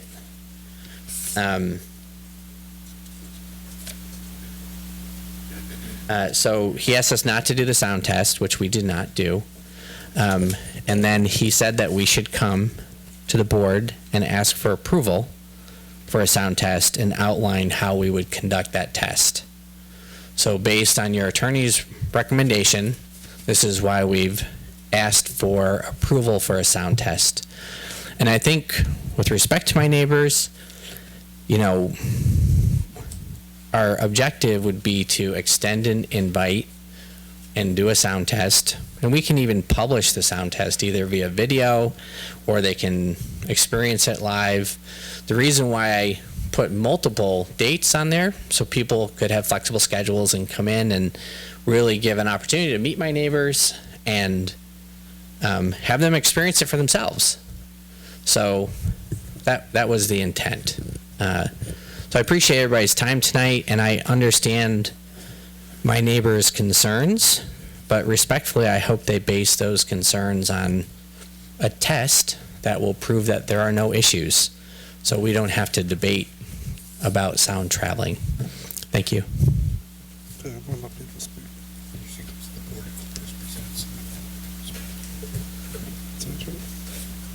My mother's clapping.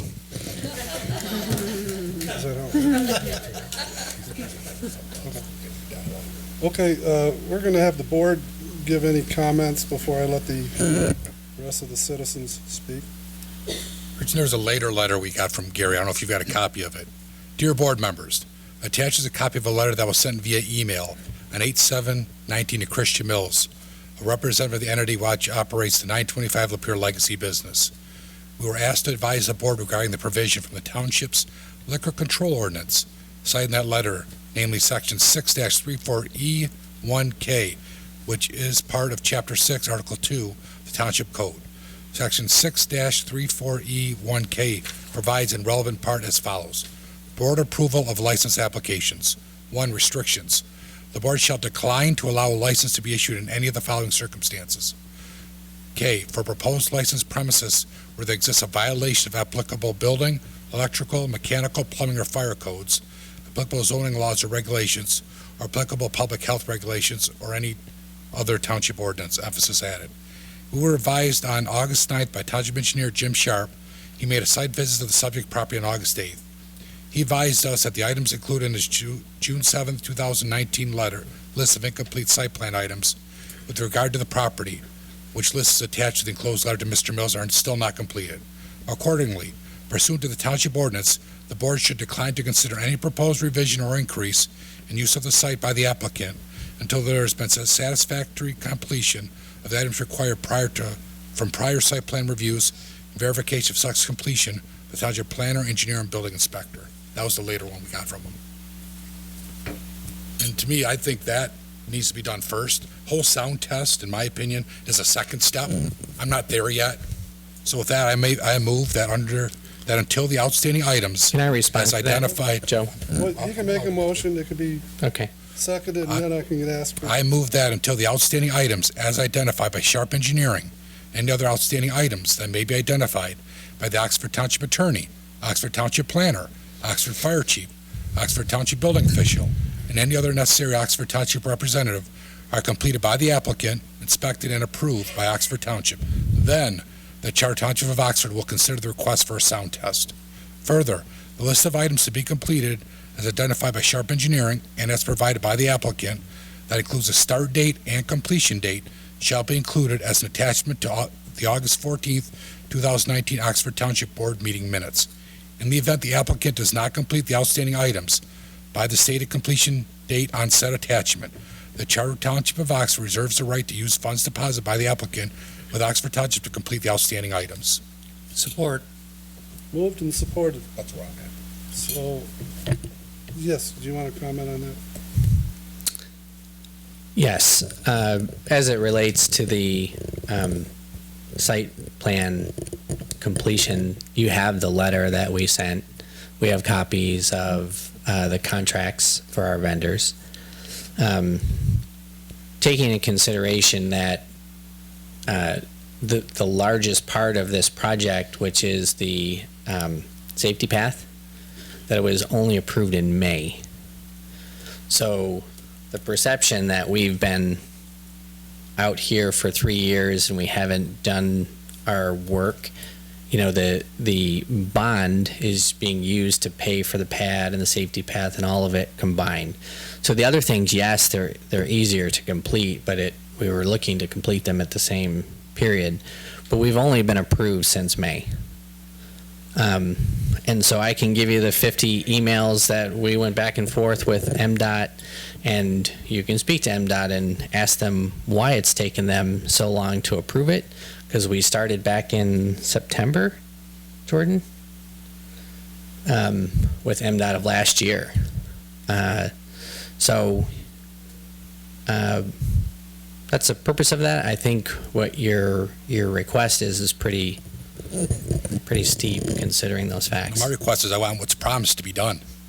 That's what mine is. I mean, I've seen the list that can be done, the start dates were August 10th. And Really? they've started. Really? Really? August 10th? We brought this up in June.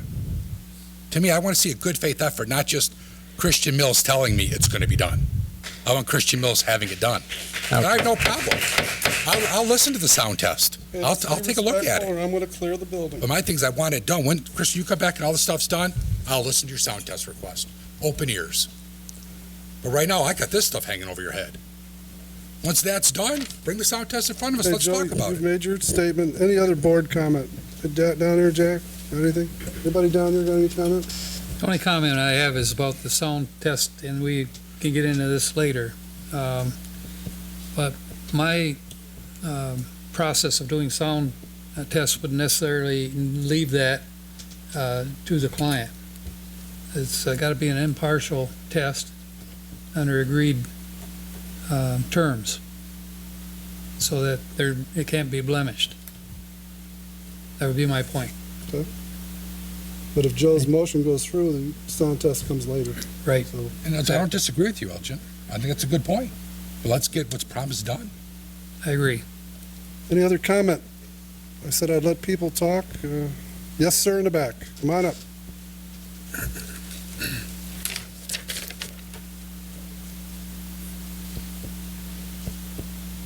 Tom Meathard, again at 140 Stony Lake Drive. I think a point of clarification would be monumental here, because a little bit of TV noise, background music, to me would not be offensive. The thing is, this thing about live music. Christian mentioned when he first got up here that he's not interested in having live music. Yet, in the first agenda item today, live music was part of what we were discussing. Now, to me, live music is a band. It's drums, it's guitars, it's amplifiers. In 85 mils, you're not going to keep it under 85 decibels. So, to me, I would like to know what we're talking about when we're talking live music. To me, it's a live band. And live bands are noisy. So, he says he's not interested in live music. Is that really the case? Because live music was part of agenda number 1 tonight. So. Thank you very much, sir. If there's no other comment, we have another one. Yep, I'm back too. Also. Sorry. Marilyn Grant, 154 Stony Lake Drive. If the test is allowed, it's very gracious of him to invite us up to see what it's like at the site. But I want to know the dates and the times that the test will take place so that I can gauge the level of the noise while I'm at home in my condo. So I don't want to hear it in person up at the Legacy Center.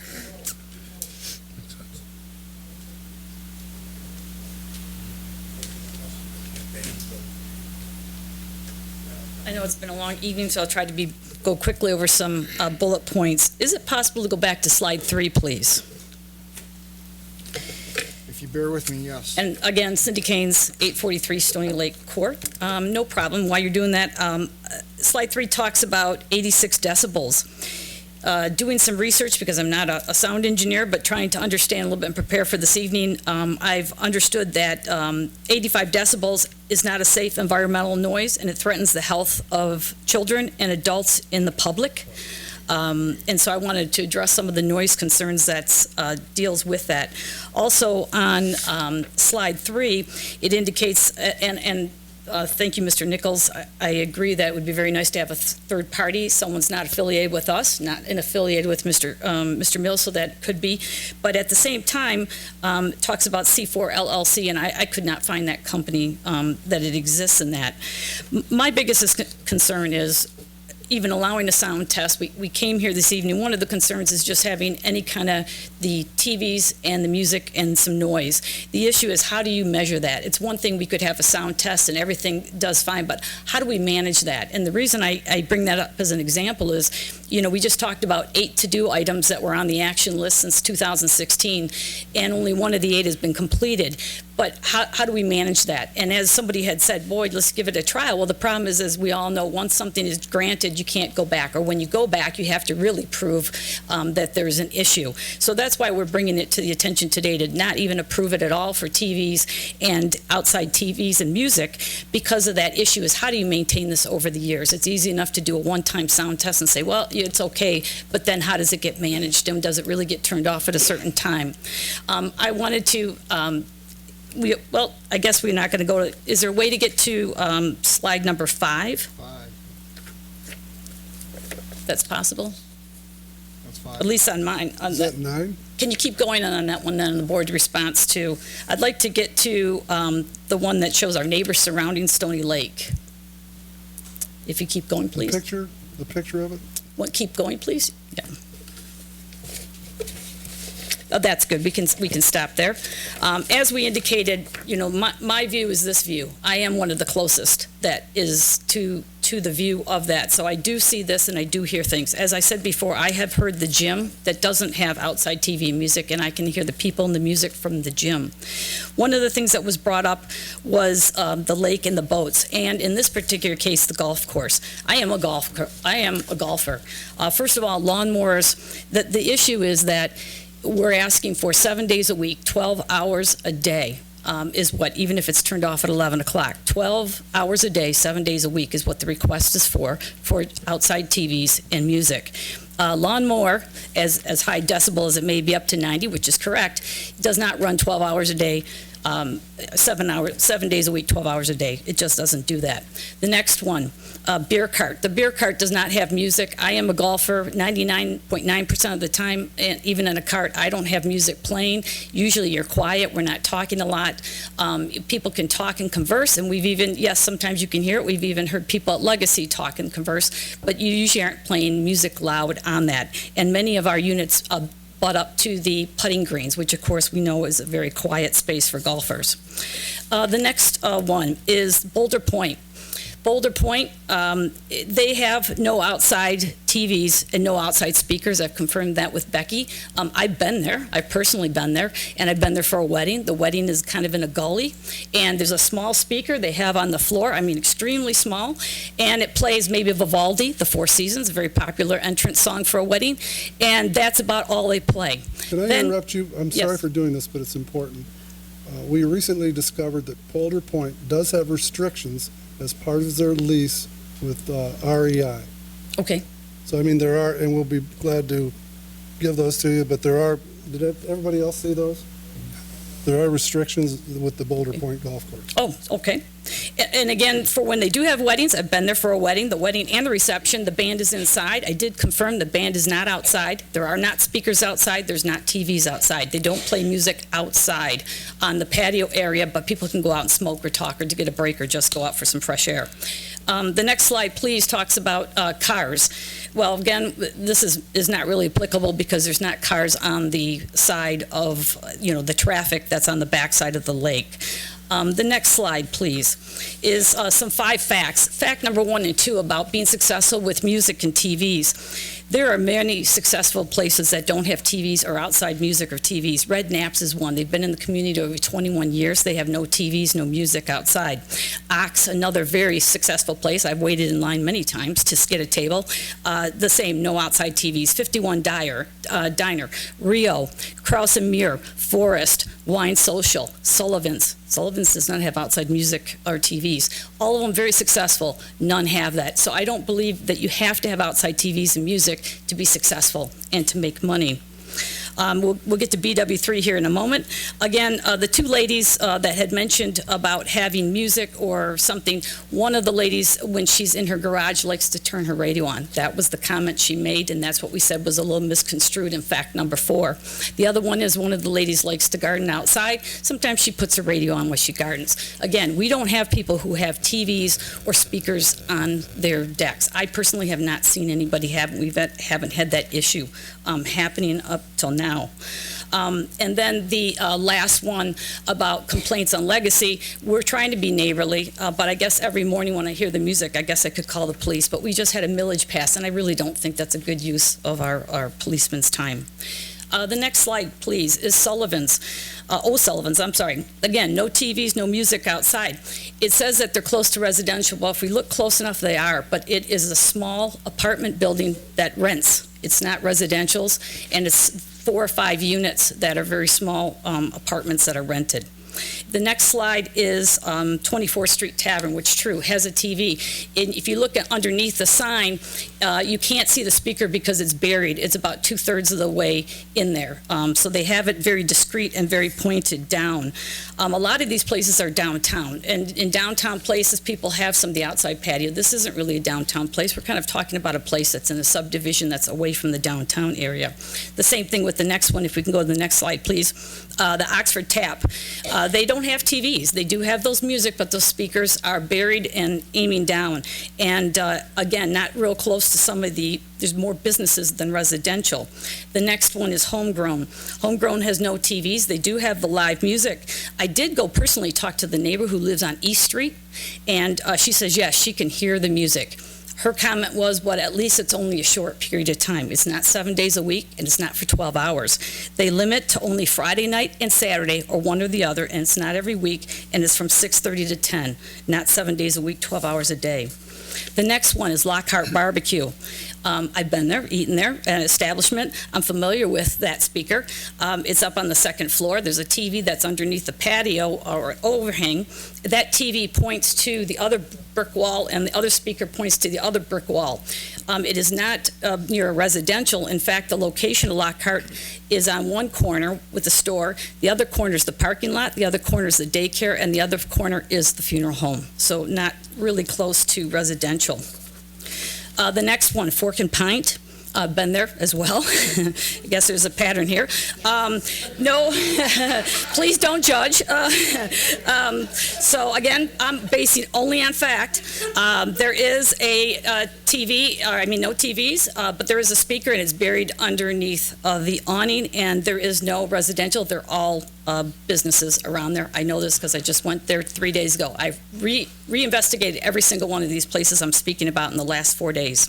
The next one, BW3. It is there. As you can see a picture of the door, there's unfortunately there's not 7 or 8 TVs. There's three TVs. One of the things that's key about that TV is that they have no outside speaker. What happens with that TV is the speaker. At the bottom of the TV, which is a picture here, as you'll see, it's like having this TV. There's a speaker connected to the bottom that's about yay long. That's what they play the information or the music or the TV or the game. In fact, NFL Live was on when I was there, big fan. And again, they're on a lake, but that's the amount, which is a speaker, if somebody was asking for the picture with the speaker.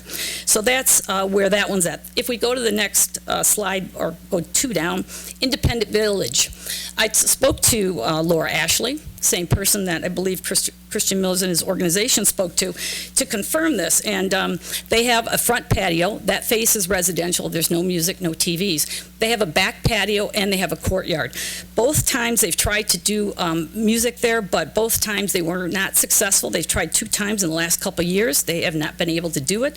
Both the patio in the back off the dining room and also the courtyard is all self-enclosed. Again, not facing residential. So there's no outside TV or music on the front patio that would affect the residents that live in Waterstone. So to wrap this up, again, we've tried to be neighborly. We've provided them and saved him $999,000 to get into our water system. What we want to say is that having TVs and music can be an issue for us, whether there's the sound test or not, and how to manage it. And I think that's one of the issues that we have, is that they haven't been able to manage some of the last action items to be done. And our worry is that without that, what kind of record has he been showing to be able to live up to what his commitments have been? Thank you very much. Thank you. One more time, and then we got a motion. Okay. So you like to go to restaurants with music and TVs as established. I think that, we would be no different. So whether BW3s, they have music and televisions on their patio, 24th Street, all of the places that we talked about. It doesn't matter how big the speaker is or where it's hidden. We're not asking for something to really disrupt anyone. We want something that's ambient for our guests. No different than all of those patios that we've just discussed. That's number one. Number two, we keep pushing on 8 action items that are left from the Legacy Center. Do you guys have any idea what it's been like for 4 years to develop the Legacy Center? Do you have any idea what I went through the last 4 years? Yes, that's right. So when you look at a track record of taking a dilapidated building that used to be manufacturing 24 hours a day, and in 4 years turning it into this building where we have 27 odd tenants, we have a restaurant, music, place for families to go, and there's only 8 items left to be done. So when you talk about commitment and execution, I'm sure if there was a longer laundry list, it would be presented tonight. So yes, we do have 8 action items. Some of them are very small. And some of them have been somewhat outside of our control, i.e. approval for a safety path in May. So think about that. When you talk about commitment to the community, when you talk about commitment to projects and completing tasks, we've accomplished something in less than 4 years that, to my knowledge, has never been done. So I guess we can look at it like I have to grow grass on one side and plant some trees, which I'm doing, and I'm trying to hire contractors in the most difficult economy probably in the history of the United States to try to find people to do. 8 action items is pretty respectable, and we have made a commitment to complete those, and we'll honor that commitment with the only caveat that if we have a contractor that doesn't keep their word. And we've had bids we had 8 or 9 contractors that we've asked for bids for. We've got bids for 4 contractors, and only 1 can complete it this year. And we've been trying this since before we got our approval, in hopes that we would have our approvals earlier. So, with all due respect, in this presentation, I mean, the facts speak for themselves. We do have a lot of businesses that are nearby that offer, TVs and music on their patio. So, and then there was a couple of questions like, am I expecting to have live music? The answer is no. This is a very small patio. I think we seat probably less than 60 people. So there isn't going to be there isn't a huge band that we would put on the patio. If we were going to have a band, we would do that inside in our event center. So we're just asking for the ability to have music and TVs for people to enjoy. And tonight, really the right to just prove it to you.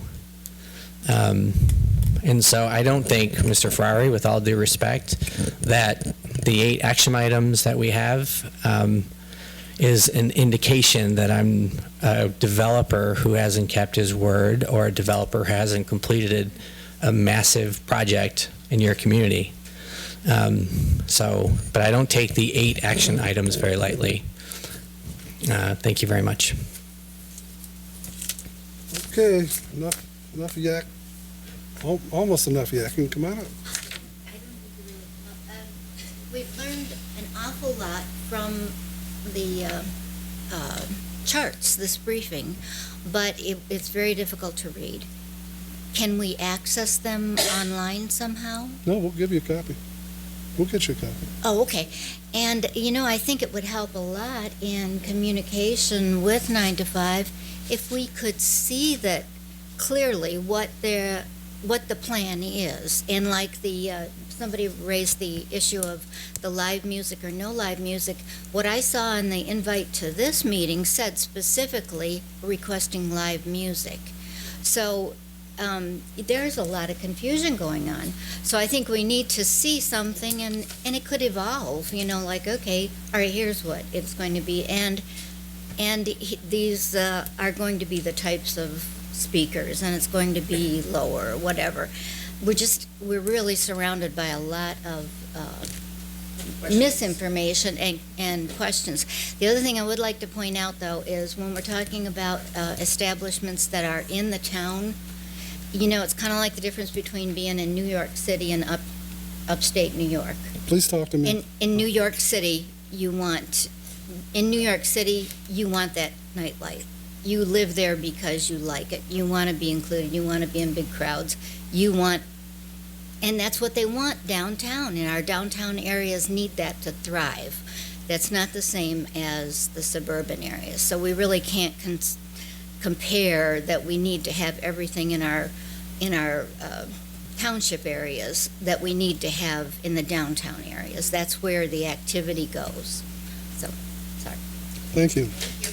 Joe, you had a motion, and I'm not going... What if I said no, Marianne? You would still come up here, wouldn't you? You said we could speak more me. than once, so I'm going to take you up on it, and it'll just be brief. I just want to look at the bottom line again. We've heard these 8 outstanding issues, and Mr. Mills is making very light of them. But when you look at Mr. Sharp's evaluation of what those 8 items are and how they impact, it's going to impact his certificate of occupancy. It's going to impact his liquor license approvals. So these are not 8 light things, and these are things that we've been waiting years for to be done. So when he talks about getting contractors since approvals since May, that's not true. Some of these things have gone back 3, almost 4 years from when he started. We've been here, you've seen me more times than you probably want to. You probably have nightmares about me. And so that's, we have to go back. And the bottom line is, your own township attorney sent you all a correspondence saying that you should not give him any additional amenities until he's taken care of business. If he can't handle what he currently has on his plate, he's not going to be able to handle anything additionally, and he hasn't done anything in good faith yet. So please take that into account when you refer to the motion on the floor. Thank you. Thank you. Joe, it's been a while since we had the motion. Could you just don't read the whole thing, paraphrase it? Basically, it's to put off the discussion of the sound test until all the outstanding items on the site plan have been taken care of, inspected and approved, and if there's any other considerations from the fire department, the building official, or the planner. Roll call. Trustee Nichols. Yes. Trustee Curtis. No. Trustee Dare. No. Clerk Wright, yes. Treasurer Ferrari. Yes. And Supervisor Dunn. Yes. Okay, it's 3-3 tie. So we don't do anything. We don't do anything. Unless another motion is presented. What? It's 4-2. It's 4-2. 1, 2, 3, 4. Nichols, Wright, Ferrari, Dunn, yes. So do we have another motion? No, it's 4-2. It passed. 4-2. It's 4-2. Oh. Nichols, Ferrari, Dunn, Wright, yes. Let's move on.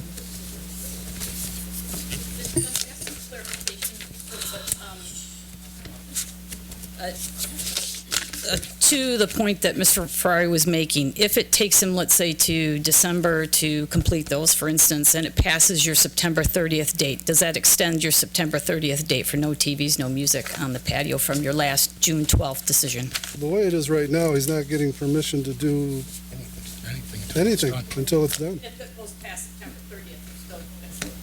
Correct. I guess the board expects these items to be finished before they do anything else. Items removed from consent agenda, that was not, it was all taken care of. Public comment. Okay, can I please? Yes, you may. I've been sitting on my fingers. I just have a couple questions, but We're not. My name is Virginia Gwendon. Virginia, I'm going to explain before you get going. This is public comment. Right. It's not public discussion. No, We're not going to answer your questions. No, that's fine. I just need, maybe somebody else can clarify it. Because I keep hearing comments, I just come and listen. I do a lot of business in Oxford, and I can tell you that and I'm not for one side or the other, I take my granddaughter over to the Legacy Center all the time. But when Mr. Mills says that it's hard to get a contractor, I can tell you it's hard to get a contractor right now. I know it is. My husband is in business for himself, and we have calls all the time. People aren't calling us back. Are you really going to show up? And yes, we show up, but he's working 14-hour days. The other thing I have a question about is I keep hearing comments in the back when someone's talking about this lake being private. What is private? Does it mean there's no public access? Does That it means mean exactly that. Okay, so people can still drive a boat on this lake? Nope. There's no boats allowed on the lake at all? Nope. Okay. I just want a clarification because it's like why okay, electric motor. Thank you for the clarification. No, I don't believe there's anything allowed on the lake. There's two lakes, that's the issue. There's that's private and there's a lake next to it. Okay, because I know we fish at Stony Lake. Yes. Okay, and that has a dock? Yes. So you can have a boat? But the other lake, you can't. Okay. The one in front, the one bordering Legacy. Okay. All right. That's Lake Duels. Okay. Well, I just had those couple questions because it's very confusing when you're sitting back there and you hear all the bickering going back and forth, and you're trying to be, I guess, objective to everything, but it really starts getting nitpicky. And I'm not trying to say that, would I want this behind my house? Would I want this, whatever? I think that the Legacy Center was an amazing thing to have here for the kids. We don't have kids. I came from a neighborhood where the kids were walking the streets and breaking windows, and we don't have that here in Oxford. See, again, you're interrupting. Please. Talk to me. Talk to me. It's like you try and get a point across, but you can't because you have constant comments going on behind you. What I'm trying to say is it's a good thing. Does he have things he needs to get done? Maybe so. But we have a place to take the kids. The kids have a place to go. They have a place to stay and stay out of trouble. Are they on Main Street breaking windows or breaking into people's property? No. That's what I have to say. And I'm sorry people don't agree with me. I hear the comments again behind me. I'm sorry. But, I mean, man, it's like really, if you knew what it could be like and what we have with this Legacy Center, we really got something, something really nice there. Thank you. Any other? I have to answer her comment. I too take my grandson to the No, you're Legacy gonna talk to Center. me. You're I gonna too talk take my grandson to the Legacy Center. I don't take him to the bar We don't go sit at the bar. We don't have drinks at the bar. We're only talking about the bar. We're not talking about the great urban air and the gymnastics and the karate and the gym and all the other wonderful things that he has to offer. It's a wonderful place, and it sure looks a hell of a lot better than the empty C. Ray building. So for that, I thank Mr. Mills. We're not talking about that. We're talking about one specific business in the whole building. Thank you.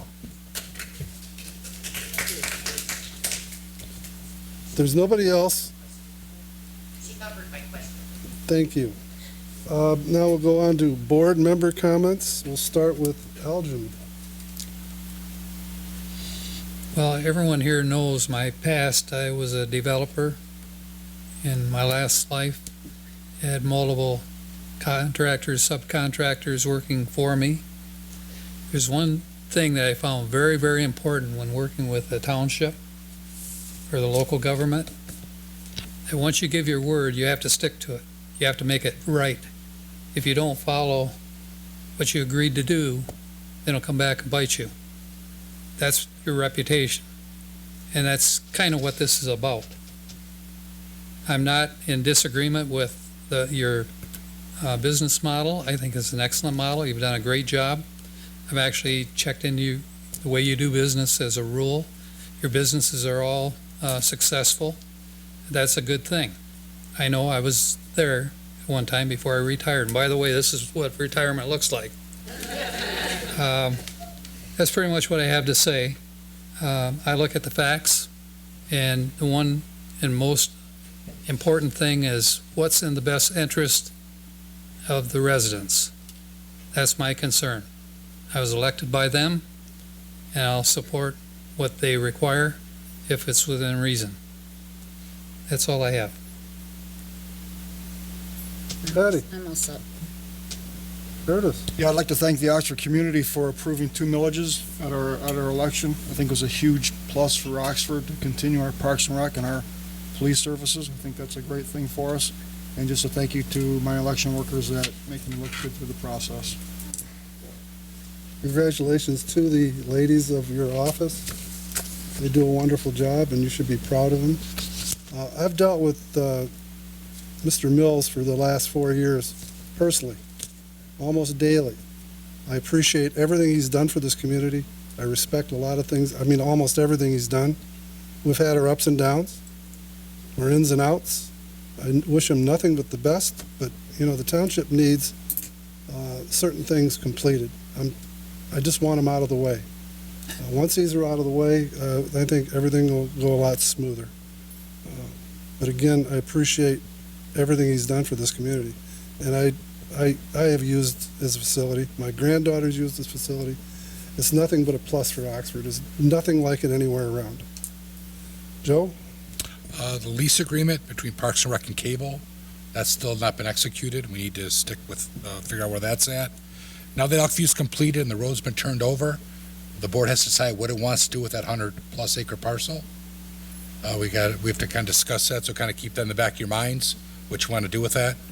There's also the front piece of property on M24 that the fire department owns. We want to kind of figure out what we want to do with that as well. If we want to market it or just kind of keep it on the side and wait for somebody to approach us. And I agree too, I've also used the Legacy. My son's there quite a bit for urban air. I think it's a great facility, a lot of good things. I'm usually there at 5 in the morning. I apologize with the gym. I'm one of those people banging the weights. You know, I do it loudly, but sometimes that happens. But I think there's been a lot of good things that has been done there. Jack, you're it. Yeah. Curtis stole all my thunder. I wanted to thank everybody for the sheriff's millage and the parks millage. We were at all the polls. We made it travel around, but all the people worked really hard on it. They were really great, but overwhelmingly the bonds or the millages passed. So I wanted to thank everybody for that. That's it. I'm going to do a do-over because I'm running the meeting. Okay. I want to thank Jack Curtis for all the work he's done. He spearheaded at least both of them. He collected money. I know it was thousands of dollars to do the work. Followed through, spent a lot of times because he really believes that this community needs a good police department, and the sheriff department does a great job here. I'm so happy that the millage is passed. I'm also happy for Ron Davis at Park and Rec. They do need all of our support. They provide a wonderful service for everybody, whether it might not be people like me, but our grandchildren and our children. So thank you, Jack, for all the work you did for both millages. Is there a motion to adjourn? I'll make a motion to adjourn. It's been moved, supported, Yes. supported. All in favor signify by saying aye. Aye. Opposed? Motion carries.